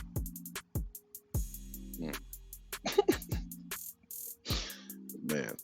Michael Brown Harris says, he says, I did construction work for a Nigerian owned clothing store and he got pale faces on his clothing, not his own Nigerian people. I mean, some of them think they're Europeans. I mean, and technically speaking, they are over that side of the water. LJ Free says, what do they say about black?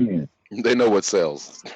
No joking. LJ Free, what do they say about the blacks, chattel, and Negroes? They say they descend from slaves made to work, but who are the real Slavs?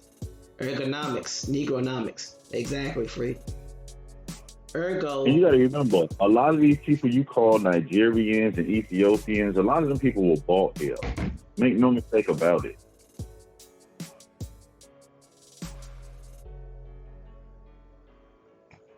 Golden Moon says, I'm tired of knowing everyone, but they don't know me. I'm self-identified. Get it right. I mean, Wow. and that's what we. Go ahead. I was reading that on mute. My bad. You started reading it in unison with me, and I'm like, wait a minute. Why is he doing that right now? Oh, another mute button got me. My bad, y'all. Golden Moon, I read that too. I feel you. Go ahead, TMH, my bad. Joe 47 says, is a German Shepherd still not a German Shepherd when it comes to America? Y'all are tripping this rising.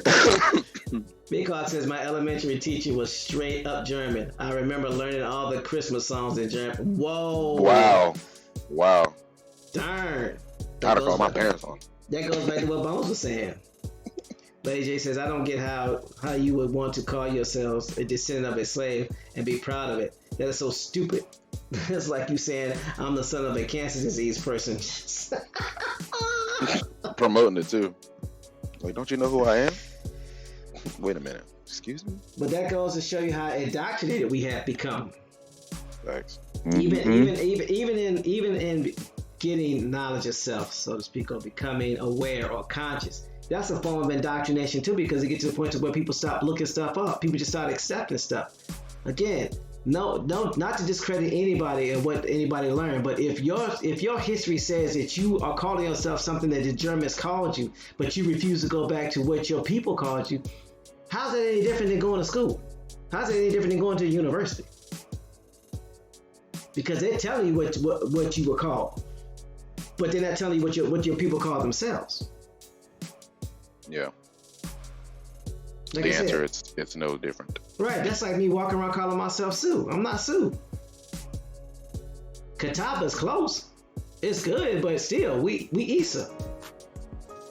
If I know what my people call themselves, why would I call my tribe something other than Issa when that's what they refer to themselves as? So I'm going to sit there and go, well, we're Sioux because the French called us Sioux. I don't care what the French called us. That's not what we called ourselves. So I'm calling my tribe what our elders called them. That just makes sense to me. No sellout say he time us not Sioux. Really? So that's all I'm saying. My bad. I didn't know you was gonna read that. Yeah, come on, man. You know I read the chat. I know you read the chat. Trust me, dog. I know you read the chat. I be reading it on mute. You be reading on mute. We be reading in stereo. One of us is just silent. It's like, why my left ear ain't working? The right ear is on. Okay. All right. You're on mute. But yeah, Africans ain't calling themselves African directly. No. You stop fighting with people that want to be African Americans so bad. And we also got to realize too that if you ask someone from the continent, erroneously called Africa, what they call themselves in their language, they don't like in the language of like Ethiopians have their own language, of course. If you ask them what they call themselves, they wouldn't say Ethiopia. They only say Ethiopia because that's the name that we know. Mm-hmm. You know what I'm saying? So they only do that as a courtesy to us because they're in America. But they know what they call themselves in their own language. And that's my whole premise. That's my whole point. So if you're rocking a title that a European gave you, the question is why? Now, if you don't know, that's one thing. But if you find out and you still want to rock it because you want to be ignorant, then you're not about knowledge. You're about being right. Come on now.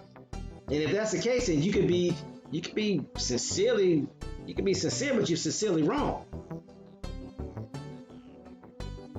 Those people got called Moors in the 1400s when they got taken over by the Ottoman Empire during the Crusades, and probably earlier than that. The original Moors are Berbers. So unless you call yourself a Berber, because that's what they call themselves from the Iberian Peninsula, you're taking on a pet name. Don't get mad at me because you're taking on a pet name. Don't get mad at me because you're taking on a pet name. And then don't try to make Indios a pet name because you mad because Germans called you a Moor. Don't get mad at me. Don't do that. Because you'll lose. Every time. I promise. I got a question. If we are to believe that they got Africans as slaves in Baltimore over here, then Africans started voluntarily coming over here. How did we forget our African mother tongues again? Come on. Well, Men in Black. Come on now. You know. I mean, isn't it kind of hard to strip somebody of their language if there's a continent full of people still speaking their mother tongue that's constantly coming? Has that happened to anybody else? Do we know in history? Has any other race of people been moved around and No, because there's always a supposedly been remnant. stripped of language and music? No, oral there's tradition? always a remnant. We're the only people, according to history, we're the only people in U.S. history and their story that there is no remnant of the African language that we came from. But wait, We're the exception, not the rule. but there's a group of people that's extinct though, like that match the same numbers as us somewhere. Okay, but all right, I ain't. Okay, we're not gonna. All right. It just always amazed me if people from that continent has been coming over and still coming over voluntarily. How can you strip of our African tongues? How? Now I can see how you can strip us of our Indian tongues because you don't have an influx of Indians coming in. But if you have an influx of Africans coming over, visiting, living, come on, there's over 4 million of them. Okay, so here's one that's even better. How is it that the Indians were enslaved along with the Africans? That story, the history telling this. Indians were enslaved along with the Africans. How is it the Indians didn't lose all their languages, but we lost ours? If we're African American. I'll wait. Because the Indians were enslaved. We got proof of that. They were enslaved. They didn't lose their tongue. But the Africans, the so-called Africans, lost their tongue. They got their language beat out of them. Let history tell it. So you gonna beat It's kind of funny though. Go ahead. That is documented proof of Indian slavery. This is documented proof. Mm-hmm. It's documented proof that the Indian slaves were able to be mixed in with African slaves, so they say on paper. Mm-hmm. So that's telling you that they look alike. It tells you eventually in history that the Indians got reclassified as colored, then Negroes, as slaves. Come on, the 1790 census tells you all you need to know. They're Indians that's living on reservations that are non-tax. But what did it say for any Indian that was not living on a reservation, living around these Europeans? There's only 3 categories. Free person of color. Free person of color does not mean black. It means free person of color, swarthy, free whites, and a slave. So if an Indian identifies as a free person of color, this is in 1790. Indian didn't get on there till 1860. So for 50 years of this individual life, somebody classified them as a free person of color. So you really think in 1860 they switched it? Remember, nobody's filling out the census for themselves. You didn't do that. The first time you did it for yourself was what, 1970? Yep, 1970. So, Bones, here's another one. When the French got here, right, and created New France, they were already speaking with the Indians, right? Out of that merging, that union, and them speaking with each other, right? There was a new language created, right? Right or wrong? Right. Okay. So that has been documented, and it's happened throughout history, right? Whenever you have two cultures that live together and merge together, they end up creating a new language, right? Yep, fact. That happens everywhere. So how is it that when the African and the Indian got together, there was no new language created?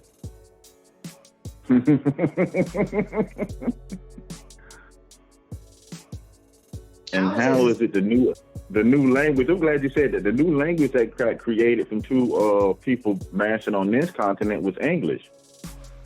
Remember, the English they spoke in England is not the English that we speak here. Say what? That's Old English, Middle English. So there is no recordings of any Indian African language, because again, they said we merged, Indians and Africans, right? And this was over a couple of hundred years. The whole Nat Turner thing, he was able to hide amongst them. Basically means they understood him, because you're not gonna run into somebody's hut. Let them tell it. You're not gonna run into somebody's hut and be like, "Hide me." I don't know what you mean. What you talking about? Get this person out of here. We don't know what he's saying. So obviously they had to have a shared language. So if they knew to hide Nat Turner, What language were they speaking? What combined language were they speaking, or was he an Indian? I'm just saying. Because there is no documented language where the Indians and the Africans spoke to one another, but they was on the same plantation together. They was in the same communities together. They were communicating together. They were even confused with being one another. So how come no language ever got discussed? Why don't They told you they intermarried. They told you they intermarried. Also, too, on the Dawes roll or any of these other rolls or any of the Constitution and bylaws, why would all these quote unquote black Indians who end up, because you know the narrative is that the Africans married into the Indian culture and they became accepted. Why don't they have their own language within those tribes? Okay. So you saying that wherever these Africans were from, these slaves that came in, whatever country they were from, and wherever they landed in the Americas, there's no remnants of that country and their land. Well, I guess you would have to trace a lot of paperwork from where they embarked. No, it should show up here. That's it what I'm should saying, think really. about it. Look at South America. See, South America shows you what should have happened here if their story's supposed to be factual. You have a new language form from Germans and the Iberians that was in South America. Think about it. Spanish came about because you had people mashing together. So where's this new language that should have been formed in the 16th, 17th, 1800s? Afro-Indian? That's made up of loan words from the American Indian tribe and the African tribe. Where is it?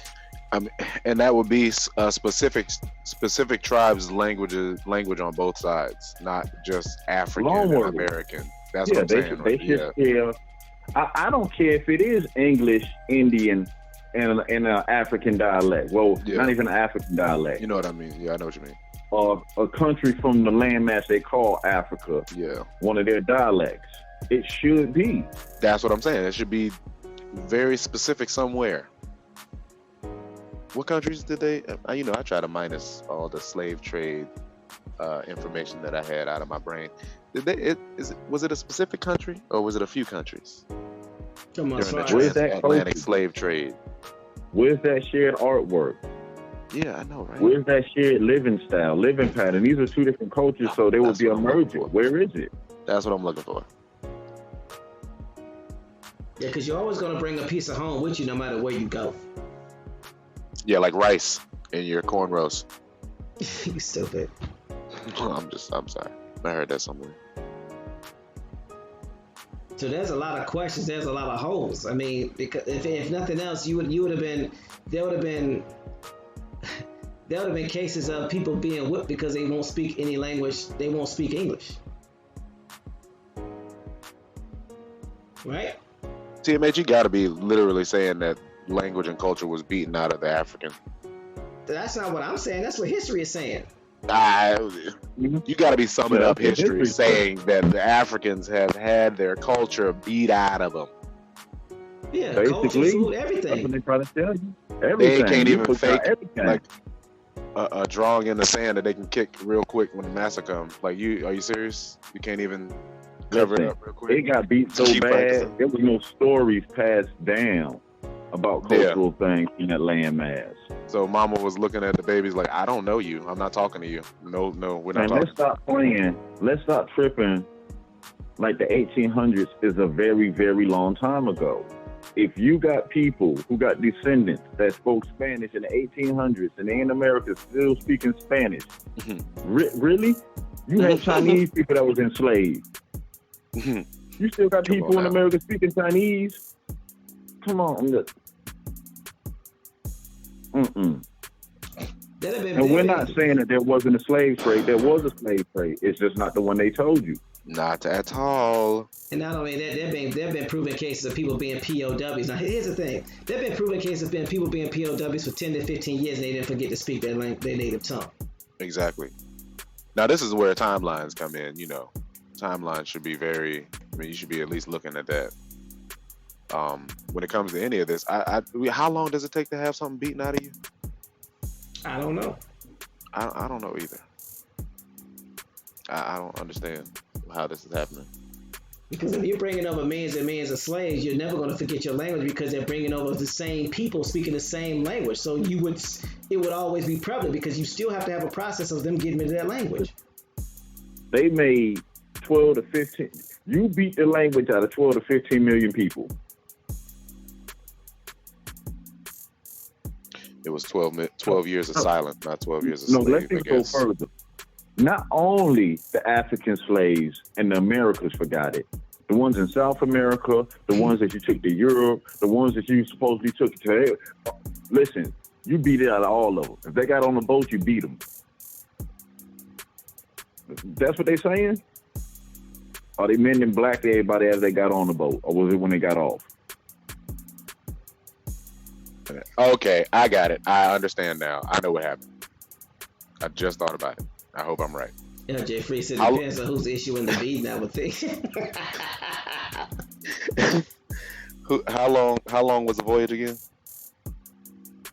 3 months, supposedly. Okay, It's transatlantic. that's what happened.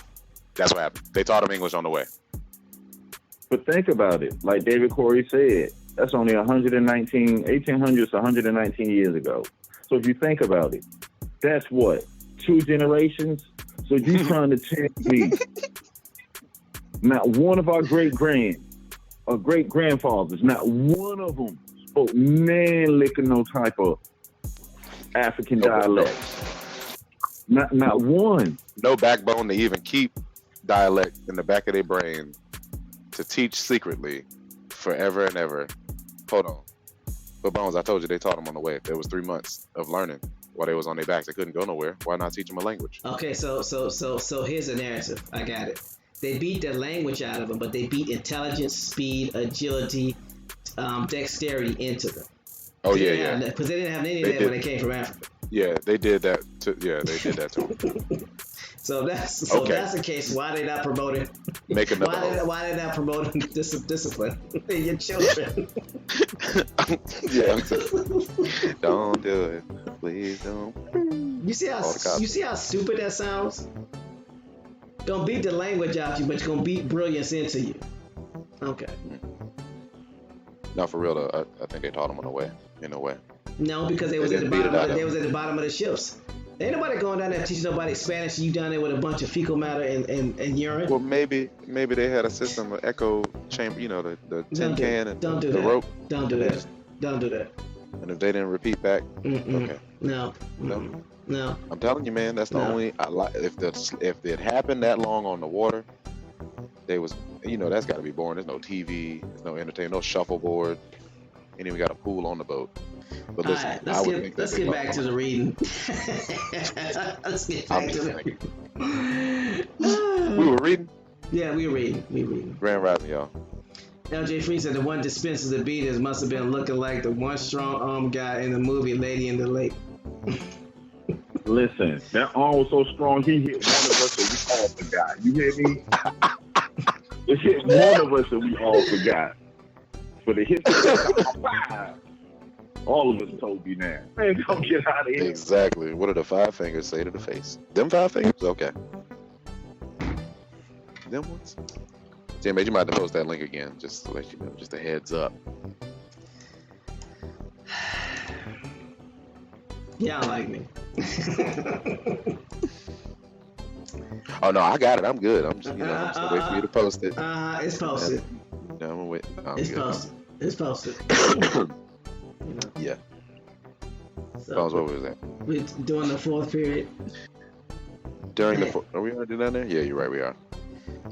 All right. During the 4th period, from 1933 to 1940, Argentina experienced another surge in German immigration. The majority were German Jews, although other German opponents of Nazism also came. In total, 45,000 German speakers came at this time and half settled in Buenos Aires. From 1933 to 1945, they comprised 28% of total immigration to Argentina, as mass migration to to Argentina was slowing. 2 recent German studies have been written on these arrivals' impact on Das Argentinische Tageblatt and how the newspaper was used by anti-Nazi immigrants within the Argentine German-speaking communities' debate about fascism. Stop. All right.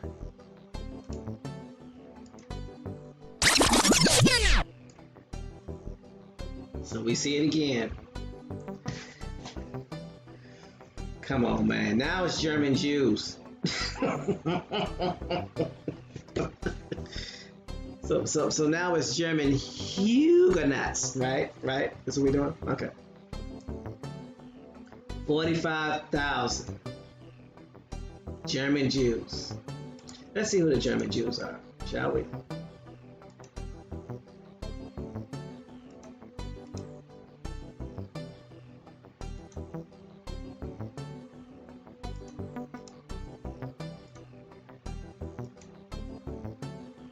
Come on.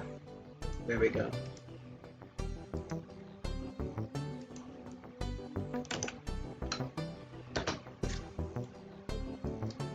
The history of Jews in Germany goes back to the early Middle Ages, 5th and 10th centuries, and Middle Ages, circa 1000 to 1299 CE, when Jewish settlers founded the Ashkenazi Jewish community. The community survived under Charlemagne, but suffered during the Crusades. Accusations of well poisoning during the Black Death, 1346 to 1353, led to mass slaughter of German Jews, and they fled in large numbers to Poland. The Jewish communities in the cities of Mainz, Speyer, and Worms became the center of Jewish life during the medieval times. This was a golden age as area bishops protected the Jews, resulting in an increased trade and prosperity. The First Crusade began an era of persecution of Jews in Germany. Entire communities like those of Trier, Worms, Mainz, and Cologne were murdered. The war upon Hussites,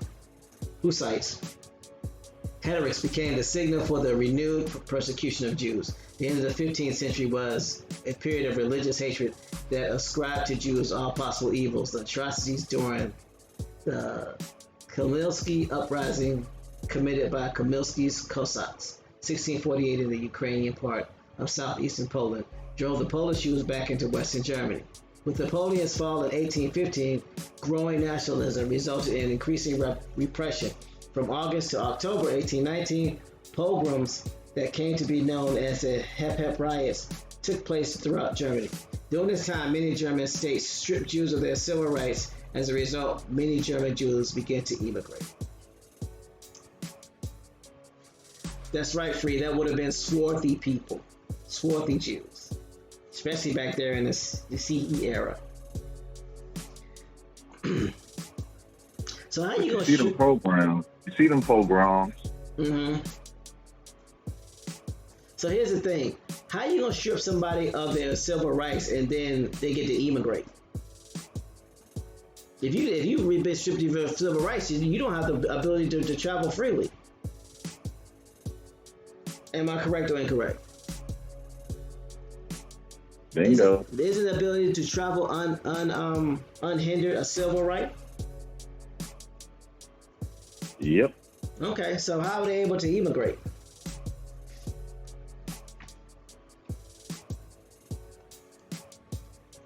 Just wonder. Godemon says, I work with a trucking company and some of them bad boys be funky in the mud getting out them trucks. Why did I read that? I can't help it. It's alright. You can do it. Sometimes it's necessary. Yo, CMH, everybody gets one. You always do. I can't stop it. He said, fuck it in the mug. Oh, okay. I'm good. So now we know who the Jews are. The German Jews. So 45,000 of them just came on over. I'm trying to breathe, Free. I'm trying to breathe. And that's the fourth wave. How many ways was it? Never mind. Don't tell me. Don't tell me. I Is it on me? Yeah, you can go ahead, man. I'm good. Go ahead. All right. Where was I? The fifth category of German immigration to Argentina occurred between 1946 and 1950 when President Juan Perón ordered the creation of a rat line to provide an escape from justice for prominent Nazis and collaborators from Europe. Rat line. All right. During this period, Argentine diplomats and intelligence officers, on Perón's instructions, vigorously encouraged Nazi and fascist war criminals to make their home in Argentina. Sorry. Why are you laughing? He tickled, dog. But they your enemies, though. The enemy of my enemy is my homeboy that I met last week when we cool. We cool.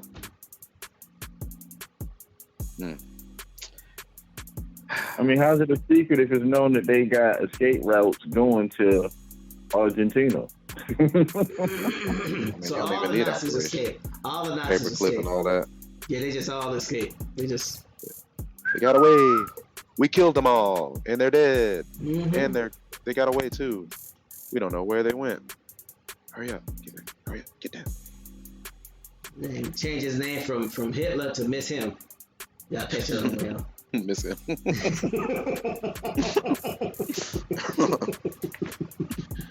Man. So where we at? The last paragraph before Volga German immigration to Argentina.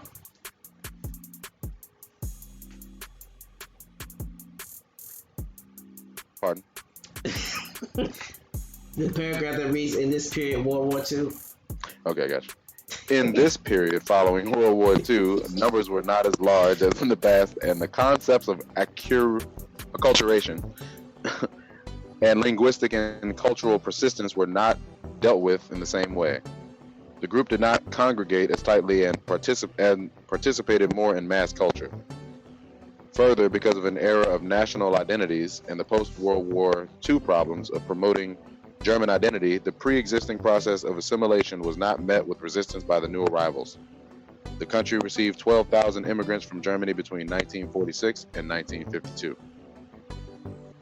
Wow. So here's the thing. And these Germans, and remember, these Germans are the second set in 5 waves. The second set. As we drop down to the Volga Germans, that's the first set. So here's the thing. By this time, the Mayans, the Inca, and the Aztecs, Olmecs, they've all been pushed north or been killed off.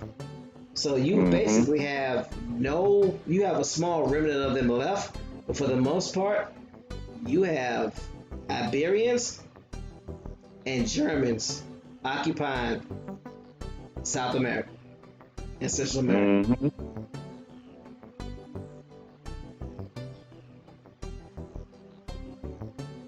Something to think about.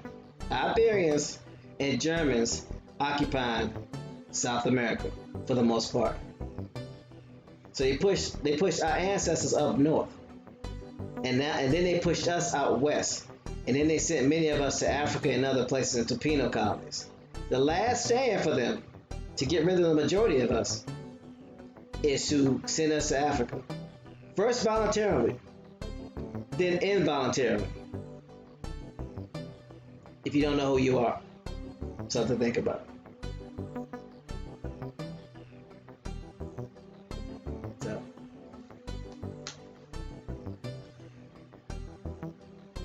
all right. You want to read the German Volga immigration, Nacional, to Argentina?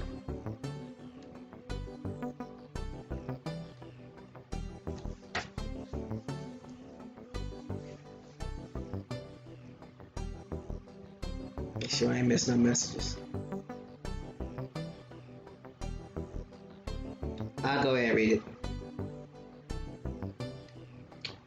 It says, upon the invitation of Catherine the Great, 25,000 Germans immigrated to the Volga Valley of Russia to establish 104 German villages from 1746 to 1767. A century after the first Germans had settled in the Volga region, Russia passed legislation that revoked many of the privileges promised to them by Catherine the Great. The sentiment in Russia became decidedly anti-German. Russia first made changes to the German local government in 1874. A new military law decreed that all male Russian subjects, when they reached the age of 20, were eligible to serve the military for 6 years from the German colonists. This law represented a breach of faith in the 1880s. The Russian government began a subtle attack on the German schools. Just when Russia was abridging the privileges granted to the Germans in an earlier era, several nations in the Americas were attempting to attract settlers by offering endowments reminiscent of those of Catherine the Great. Soon after the military service bill became law, both Protestant and Catholic Volga Germans gathered in those delegations to journey across the Atlantic to examine settlement conditions in countries like the United States, Argentina, Brazil, and Canada. Wait a minute. They sent the invitation out for them. So they were petitioning. For people to come to the United States, Brazil, and Canada. They needed bodies. I guess they did need bodies because they're getting mollywopped over here by our ancestors. The only way they can replace us was to bring their own people in. Think about it. The old company, the new company uses the old heads to train the new people. And once you train them, you don't need them no more. Wasn't our ancestors teaching people in the schools how to farm, how to live on the land? Then when they didn't need them no more, got rid of them. Now that sounds like something that's happened on numerous jobs I've had. Train your replacement.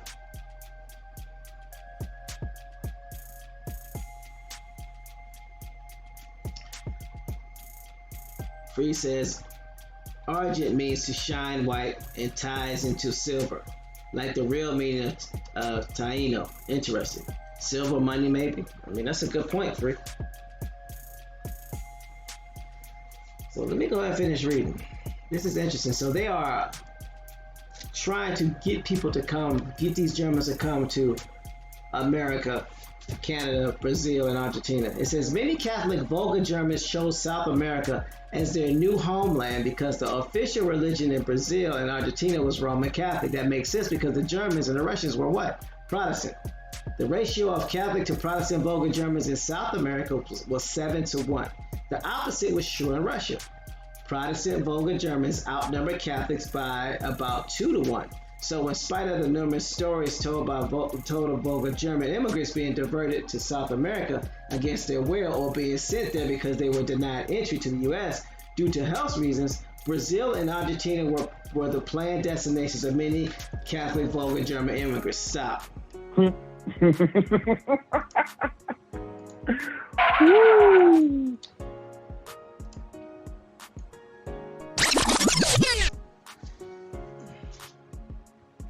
If they're gonna lie about their own story, you know good and well they're gonna lie about our story. They telling you that no, they wasn't turned away from coming from the U.S. They basically letting you know that was a cover story. It was already picked for the Catholics to go to South America. Because what Germans were they letting in North America? The Protestants. So they had a choice of where they could go. Mm-hmm. Yeah. So again, if they're gonna lie about their own story, why would they tell the truth about our story? So in spite of the numerous stories told of Volga German, who told those stories? History. Germans. History told those stories.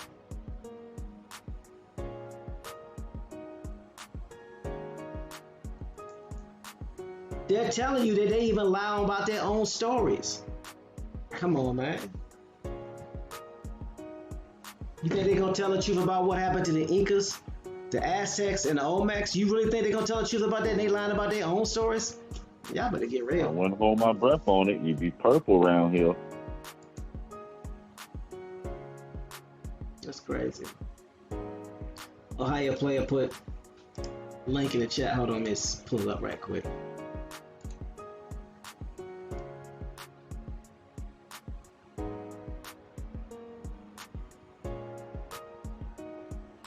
Wow.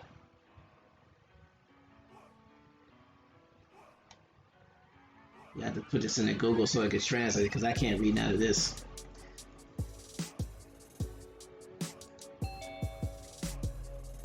You know, Thomas. Some people don't use Google. Some people, he's so stupid. If you have an Android phone, you use Google. You ain't got no choice if you got an Android phone. I mean, so that's a lie. If you say you use Google, if you say you don't use Google and you have an Android phone, that's a lie. Anyway. Well, I meant more for like research purposes. But some people act like they don't even look at it. Like they can't even. They delete it from all platforms on their phone. Mm-hmm. Yeah. There's some videos of those same people using Google, so that's a lie too. Or asking somebody to use Google to look something up. Yeah, so that's a lie too. Everything is recorded. People keep forgetting stuff because they stupid. LJ Free, she says, they kept showing Magneto's storyline dealing with silver coin, having to do with the death of his mother. He ended up killing the retired Nazi officers in Argentina, X-Men's first class. Wow. Yeah, when he went to go get the Nazis, where did he go? Argentina. How many movies, when people looking, let's forget movies, in history when people was ratting out these Nazi leaders, where were they getting them? Out of South America. I mean, it's not like they didn't know where they was at. They had a deal to go there. Mm-hmm. Alright, so what was that? Oh. So under the guidance of Andreas Blascow, Volga Germans started to relocate to Argentina from Brazil in December of 1877, and in January of 1878, they founded the first Volga German colony of Hinojo in the province of Buenos Aires. Some large groups of Volga Germans on ships destined for Brazil were diverted to Argentina. These people settled in Colonia General Alvear in the province of Entre Rios. Additional Volga Germans, some from Brazil and others directly from Russia, arrived in Argentina over the next few years. Colonia General Alvear was for many years the main settlement of Volga Germans in Argentina. Nearly 90% of the first Volga Germans who arrived in Argentina settled there. Come on, man. 90% of the first Volga Germans, which were basically your Russian Germans, they settled in Argentina, in the Colonia General Alvear, or Colonia General Alvear. Remember, this is between 1878 and 1881. Mm-hmm. Well, 1877 and 1878. That's what they talk about this particular point right here. But yeah, you're right. So then it says, now look, they have a census too, which means you can do what? Look up your peoples.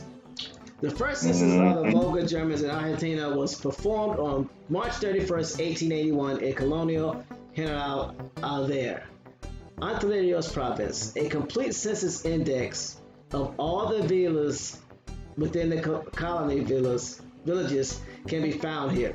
This colony was composed of 6 villages: Asuncion, Concepcion, San Jose, Aguila Torres, San Francisco, and Salto.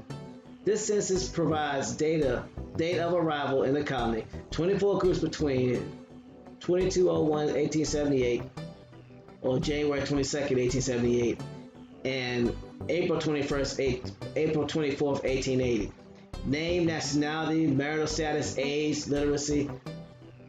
Okay, stop right quick. I need y'all to check something out. Whole lot of info. Right. So if they're doing this for people from Germany, why aren't they doing this from Africans? Naya, hey, we ain't supposed to be thinking. No, because here's the thing that trips me out about people of academia. They discount the fact that this is a business. I'm not sending you any cargo unless I know for a fact that you got it, because I don't get paid until you get it. And I'm not paying you for anything unless I know what I'm getting. And the ship's captain is a person that collects the money. So there's got to be a manifest. I don't care what you say. This is business. And I understand that most people in academia don't run businesses and never have ran a business, and all they can do is help run somebody else's business. But in business, you don't have any paperwork, you don't get paid. I'm not buying anything unless I look at the manifest and it matches. There's not going to be any good over. You got to remember, these people were killing each other before they even came to the Americas. They didn't trust each other. So that means you have to have immaculate paperwork. If you got, we've already seen where you have people trading out their sons for their own freedom to get out of captivity. You think somebody gonna trust somebody, send them some slaves, and there ain't no paperwork? Get real. You's a new fool if you think that. You know absolutely nothing about documentation. You know absolutely nothing about business, period. And you got no business talking about slave ships or any other types of ships for that matter. Mm-hmm. So everybody, so they keeping track of everybody except for us. The precious cargo, right? The cargo that's doing the work. The cargo that has insurance. Hold on. The cargo that has insurance on it. The cargo that generates a profit. You don't keep track of that. Man, go sit down somewhere. Have several seats. Pick an auditorium.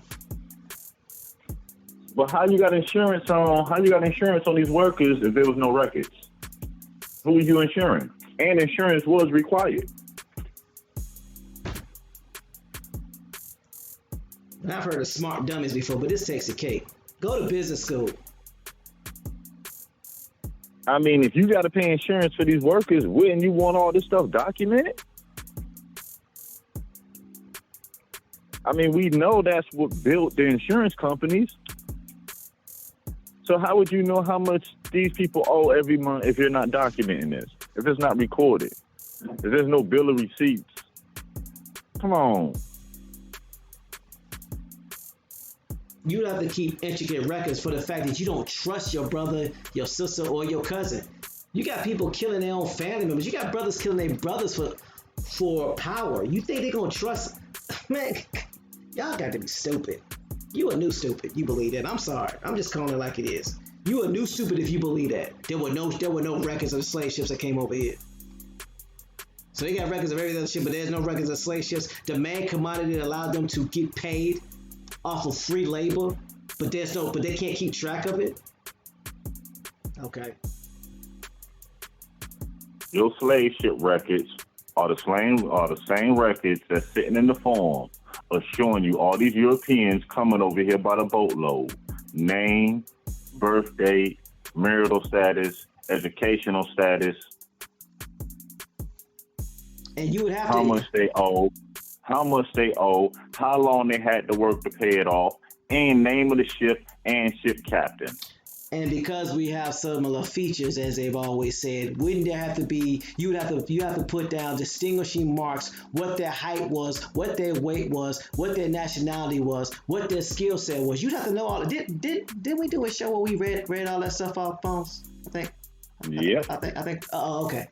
Okay. But there was no track of any slaves coming over. There was no track of anybody coming over from Africa or any other place like that. Because they need to keep that a secret. How's it a secret when it's legal?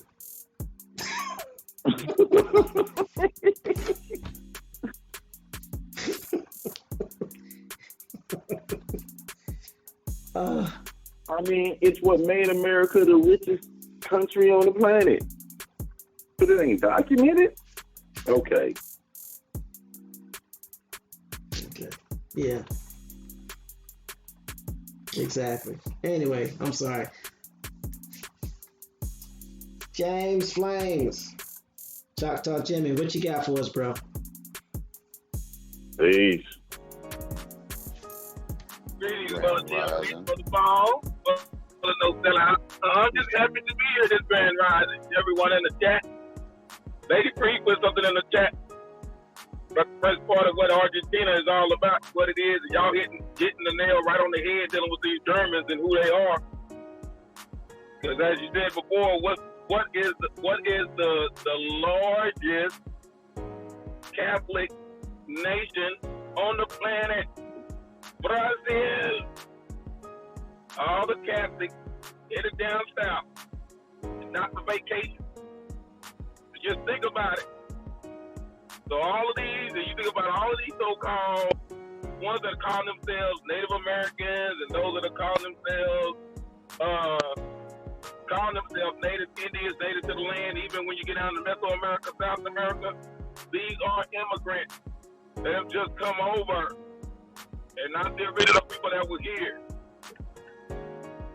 So when you start studying Germany, looking at Germany and looking at what the Germans did and how they continue to do it, the empire did not die.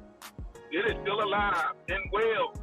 As I put in the back chat, I hope everyone can hear me. I'm rolling because I'm actually rolling to go to a meeting to actually talk to a real Afrikaan with a K. And I'm going to get perspective on what this African talk is all about. So I'll keep y'all updated. I yield the mic.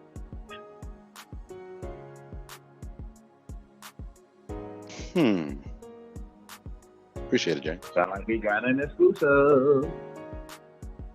Hold up. Stop. James, you can't just be doing stuff like that. Come on, man. You got to rewind that just a little bit. Where are you going, sir? And what you going to do, sir? Going to have a meeting with a real Afrikaan.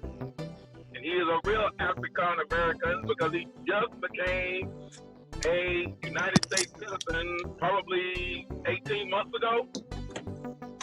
So he is an African. He served in the Dutch African Army. So I'm going to get his perspective on things of what it is to be an African. Because he is from Swaziland, the other Switzerland. Don't let the smooth taste fool you. You said he's from where? The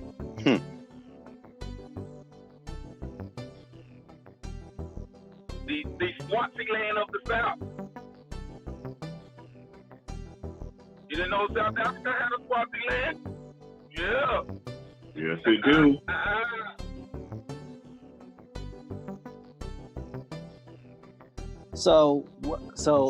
Okay. Okay. You're gonna get it. Everybody gets two, I guess. It's all right.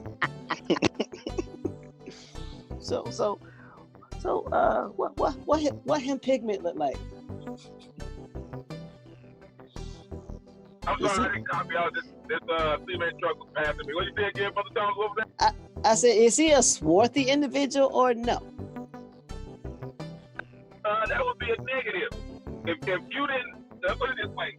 If he didn't open his mouth, never said a word, and never baked you any monkey bread, then you would say, oh, he's white.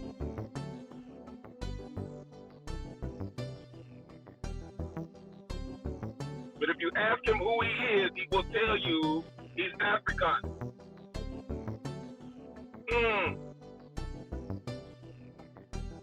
Like I said, the only area on that landmass where people claim to be African is the South.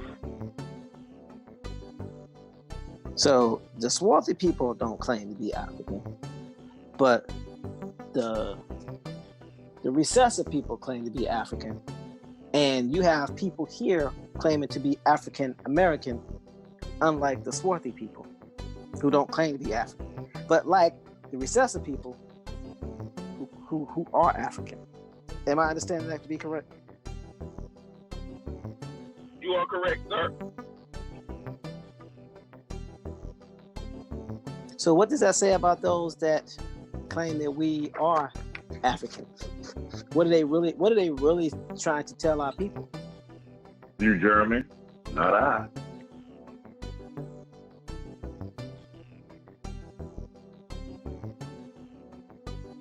And they spread just like a fungus too.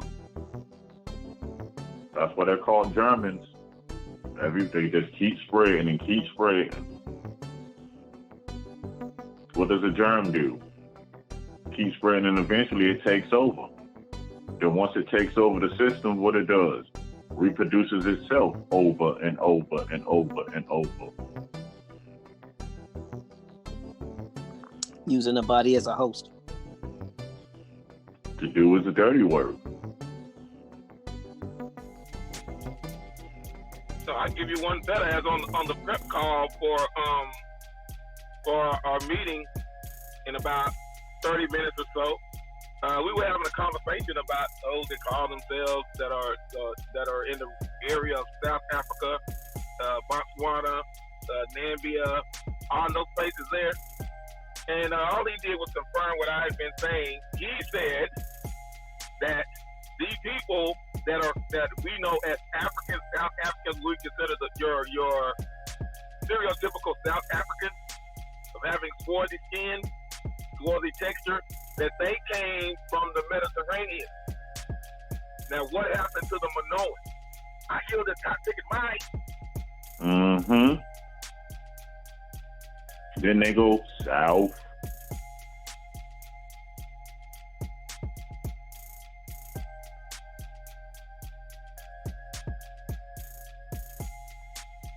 So, James, I take it that this interview will be recorded and will be shared, will it not? Hopefully, he'll allow me to record it. Okay. Sometimes he's kind of since he's been here in the Americas, he likes to blend in. So he's been westernized. So he does, like I say, he won't talk much in public.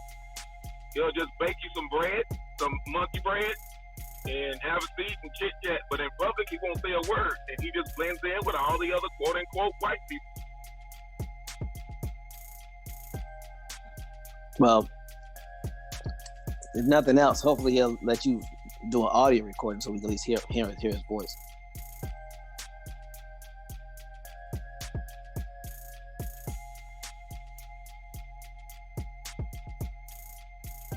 That's interesting. Yeah, I most definitely would try to get his better half to convince him to let me record him at least for a little bit and kind of tell his story. I don't, not getting into the details of his family or anything like that, because there's reasons why he left South Africa, but just the history of South Africa in general. Right.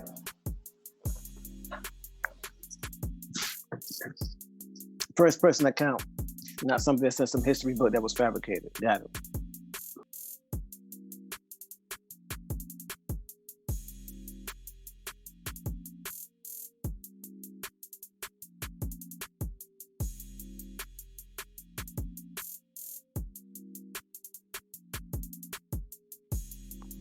Didn't mean to interrupt the flow, but as you like I say, you keep studying more and more, looking to that Argentina, get back to those Tainos, and remember who Christopher Columbus ran into,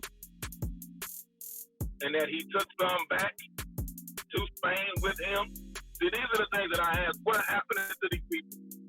It's on his first voyage over here, he took some people back. And why did he say he called them Indians? Because he said he thought he was in India, but it's what they said. Like I said, the people that were there and in Argentina, because they're the same people, and I'm talking about the Caribs that are there, the Arawak, the Taino that are there in Argentina. There is a mixture that they make, and I mentioned this last week. There's a mixture that they make that is gold and silver and copper mixture. So when you start finding out what this mixture is, then you'll understand the origin of Argentina, and you will understand the origin of the Guinea, Kunini, Indian. These are the same folks. This is why Christopher Columbus started calling them Indians, because they said, what are you or what are you doing? Kunini. So he translated that to Indian. But it's always been Kunini. Kunini deals with gold.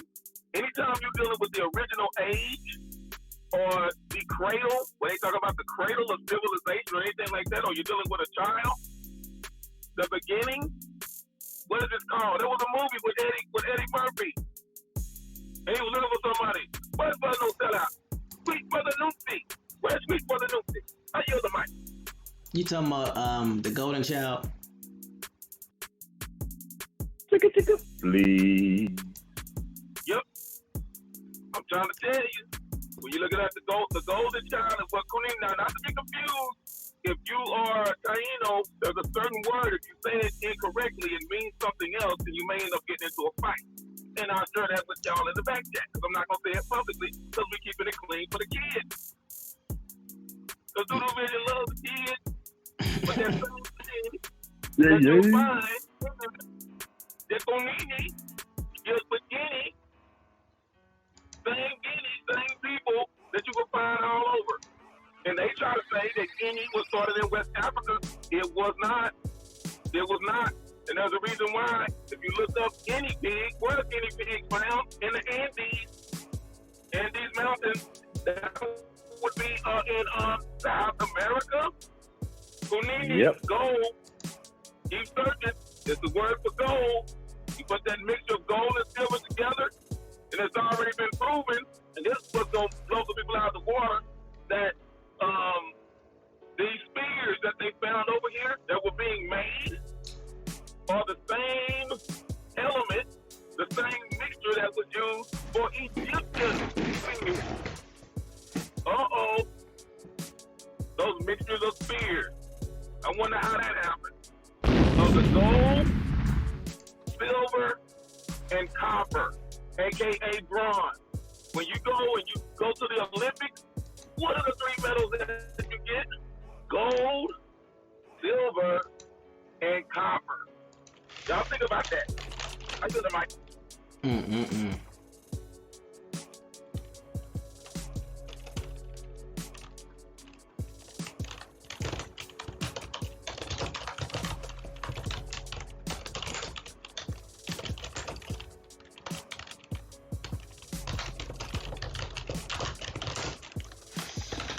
That's crazy.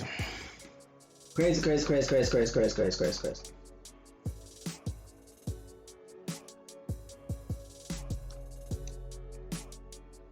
have a question. What's the question?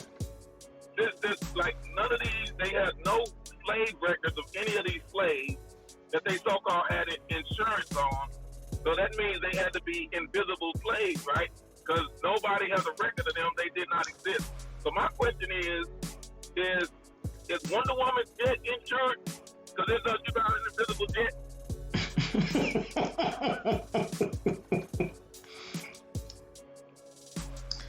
That would be kind of difficult to insure because you couldn't see if there was any damage and how to repair that damage. So, yeah.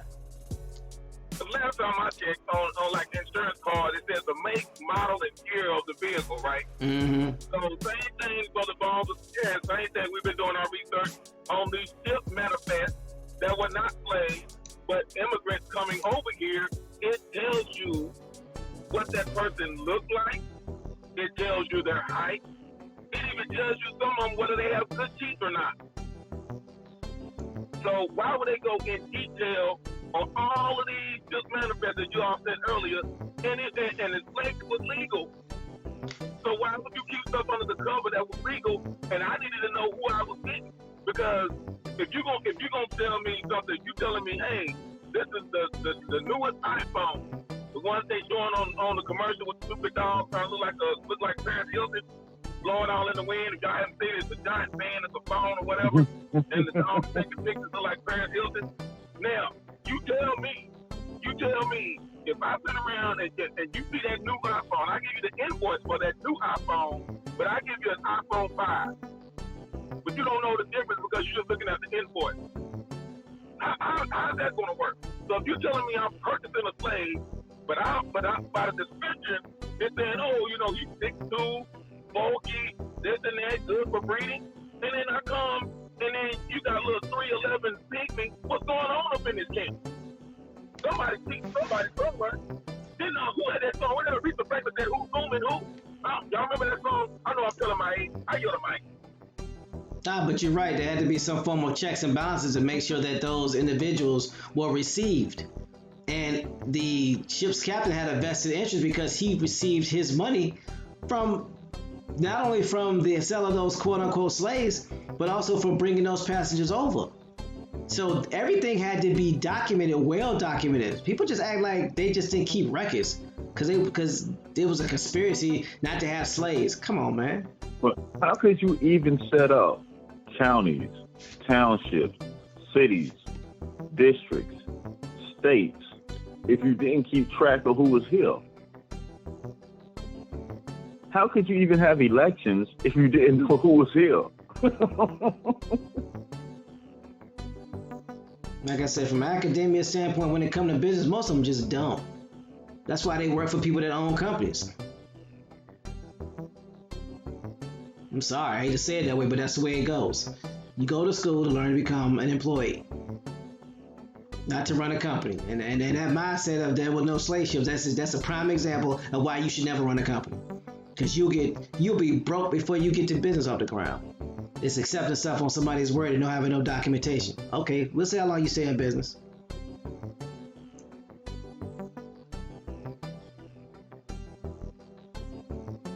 And the crazy thing about it, these are the main ones that are talking science. Now here's the kicker. Isn't political science a science? And one of the components of political science is demographics. So I get back to what Brother Bones just said. How are you going to know who's who? When I'm finding records and have records of those that break down the number of people that were in each tribe, in each clan, the whole region, just here in Texas before Texas was even a state, people were keeping records on how many because they needed to know how many they were fighting. So why would they not keep records of those coming over? So why are you bringing people over like that and you saying they blending in with the Indians that are here, so they all looked alike? The way, I'm going to tell you how they did the slave game is they took your shoes.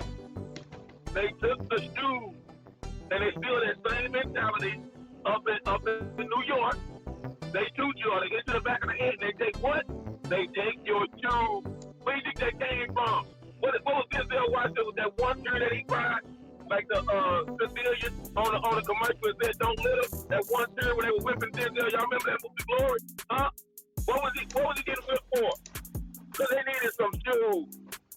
Mm-hmm. How they know someone was a slave, how they know someone was an Indian, was whether or not you had shoes. Because we had shoes. That's why I say again, these so-called Africans that went up into Europe, they weren't Africans, so they didn't have any shoes.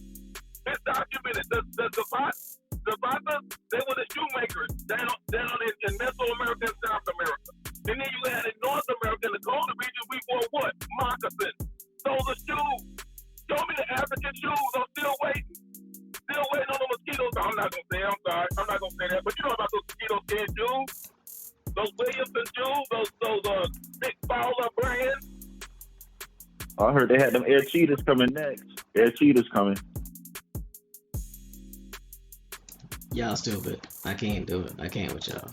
They coming out with the red bottom. The red bottom RBG mosquito skins.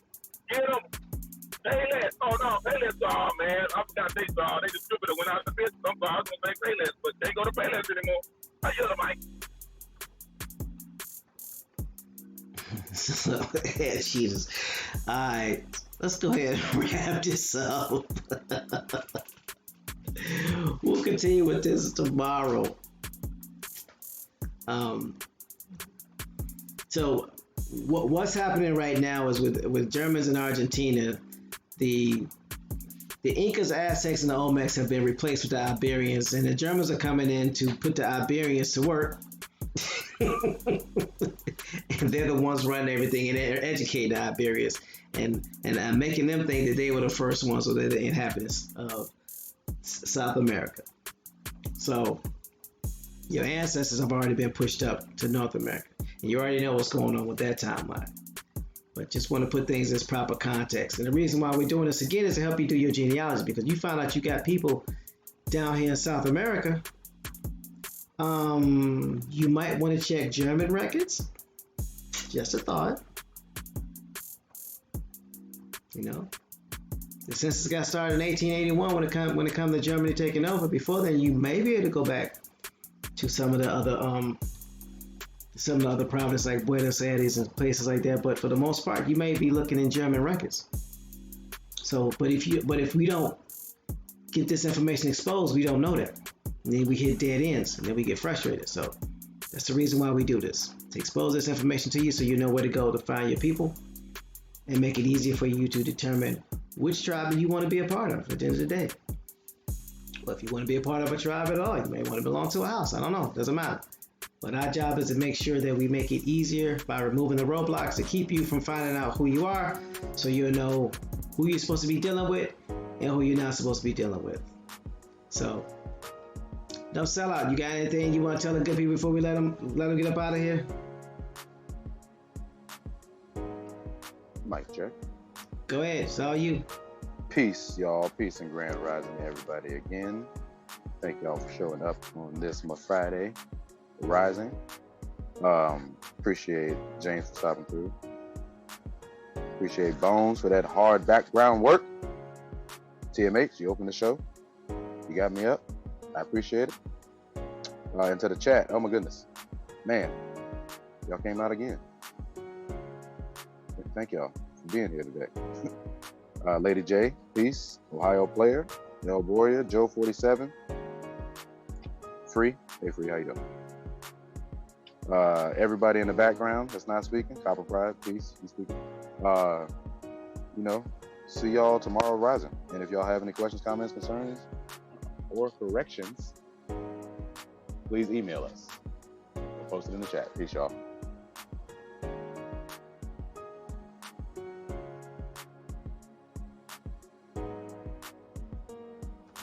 All right.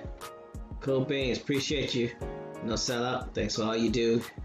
Your impeccable humor and timing is always well received, even if it's at my expense. With that being said, Choctaw Jimmy, brother, what you got for us? What you got?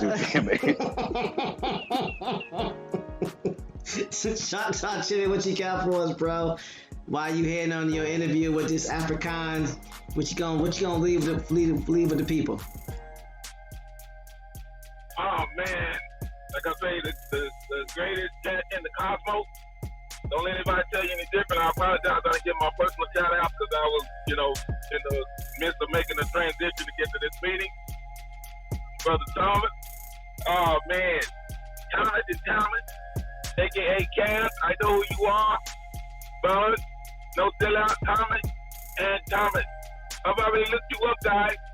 Unmute yourself. Let's just say, I see you guys that are talking about Indians are pseudo, but yet you're using those PI8 codes. I don't care about you promoting it. But tell the people what PI8 stands for. Public Indian Housing. You're using those codes, dude. Talking about you, the Afrikaan. Going on and everything, West African son, but yet you're using the code and the laws that were put in place for the Indians, not the Indians on reservations. But we already talked about that before, but those guys already broke that down. And all of it, Brother Thomas and Brother Bones did. So why do Indians that are on a reservation need housing when they already have housing and land? So go ahead and keep pushing it. I'm glad you promote it. But you need to tell the people the whole truth. Stop saying that a group of people are pseudos. I'm saying the Indians are still down, but yet you're using the laws and the codes that were put in place for these pseudo group of people. I see you, Juicy. Shout out to Juicy. Now don't forget, this is the alphabet boy. All the MCs are destroyed, kid. This comes the brand new flavor in your air. Time for new flavor in your air. How about this time taking mic? He muted like copper. Mike is a one-syllable word. He still cut himself off halfway through it. It's too hot. I'm going to mute. Maybe he was trying to say microphone and cut himself off. I don't know. I guess they fans. I guess they fans of the info. I guess. I mean, come on now. I don't really.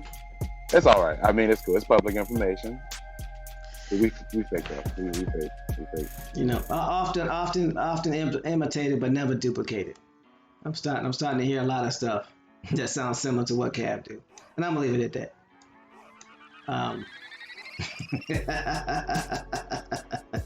But we wouldn't last.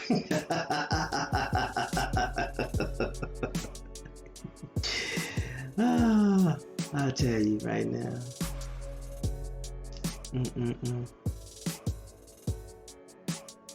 You hate us because you ain't us. Gotta love it. Gotta love it. So, again, good people, it's all about genealogy. You gotta know who you are. Because if you know who you are, you know where you're supposed to be. You know where you're supposed to go. You know who the real gatekeepers are. You know who the people that are trying to hide information from you. You know the people that don't want nothing but money, and they don't want anything for you. They don't care about your best interest. They just want to put money in their coffers so they can get these debate leagues going and all this other stuff. They're not really concerned about you. Because if they were concerned about you, the question you need to ask them is, what are they doing for the community? What have they done for the community? What information are they putting out for the community? Because everything is clandestine and secret. Have you ever noticed that? No one's going to show you what they did. No one's going to show you what they're doing in their community. They don't have any subscribers in their community, but yet and still they're doing stuff for you while you're paying their Patreon and their PayPal accounts, helping them do movies and all this other stuff. But what have you gotten for the information that they provided for you? What information can you use today to help your family that are you paying for these PayPal accounts, these Patreon accounts? What information can you use today? Real information. What can you use today? What can you implement that's going to benefit your community and your society? That's a question you might want to ask. And here's a question. If they can't answer that question, they might be scammers. You know. Wait, it's coming out. But it's coming out. Documentary maybe. It might be coming out with something. I'm still waiting on the powwow. I ain't seen a powwow yet. The pow know a wow. At least it's coming out. Just give me one of them. T-shirts that were made. I mean, cartoons that were supposed to come out. All the stuff that's supposed to come out that these people put money into, ain't nobody seen nothing. And everybody's acting like don't nothing exist. But want to make it seem like we the problem. The non-profit organization that doesn't charge for anything. But we're the problem. Okay. Yeah. What you do in the dark will soon come to light. Receipts ain't nothing to play with. Just like Wu-Tang Clan. That's all I'm gonna say about that. LJ Free says, but when though? I know. You know, that's the question everybody. If the silent majority and the chat start asking them questions, you might be surprised about the answers you get. But anyway, I'm gonna get off my soapbox. Look at people's actions. Stop listening to what they say. What are they producing? If what they're producing is something that's beneficial for you today, great. But why do they have to charge you for it? Because at the end of the day, that information is information that was stolen. Think about this. The information was stolen from your ancestors. Someone's charging you to get information that was stolen from your ancestors. I'm gonna say this again. Someone's charging you to get information that was stolen from your ancestors. Let that marinate. So they've created a business off of your backs, off of your heartaches, so they can put money in their pocket and feed their family, but they're not producing anything or saying anything or showing you anything that's going to benefit you today. It's all off on some far away land long time ago type stuff. To me, that sounds like a religion. Promising you something in the future for pay today. What are you getting today for the money that you paid yesterday? And the money that you're going to pay today? And the money that you're going to pay tomorrow? Are you being realigned for another religion? I don't know. Something to think about. With that, I'm gonna let Bones H. McCoy take us up out of here. And as always, peace to the new subscribers, peace to the silent majority, peace to the smartest chat ever. All right, Bones, it's on you, bro. All right. First of all, I would like to thank the panel, my brother TMH, my brother No Sellout, my brother James Flames. Appreciate everything y'all do for making this, being able to be what it is for the people. Would like to thank the chat, the ones that's active every rising, and the ones that's just listening. Because without y'all, this definitely wouldn't be possible. And y'all make us keep it honest and transparent at all times. I'm gonna end it with this. Yes, a lot of people notice that you have other people talking about the PIH codes, the USDA codes, and yes, it's public information. So to everyone that's speaking on it or hearing people speak on it, my question is this. Shouldn't that be the main focus? Shouldn't that be the point of helping people find out who they are and pointing them in a direction to resources so they can be self-sufficient? Like we would say, we known this was taken from us. So the people that tell you they love you most are going to trust you for it. People that self-appoint themselves as the faces for the American Indian, charge the American Indian for it. We have to make sure that this does not happen. We have to make sure that just because you look like me does not allow you to do a disservice to the American Indian. Again, we must start speaking up. If we don't do anything, say anything, change anything, and guess what we get, relatives? Nothing. If we want better, we do better. As neighbors, as brothers, as fathers, as role models, as Indians. Let's leave our mark on history by not only by the words that we choose to speak, but by our actions. Let's make no mistake about it, that the way we move and how we move, when they see it, they know that's an Indian. So in that note, relatives, it's always fun when we get together.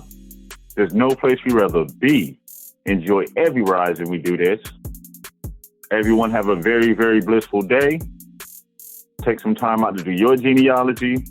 Help a friend, help a neighbor, help a relative with theirs. And until tomorrow's Rising show, peace.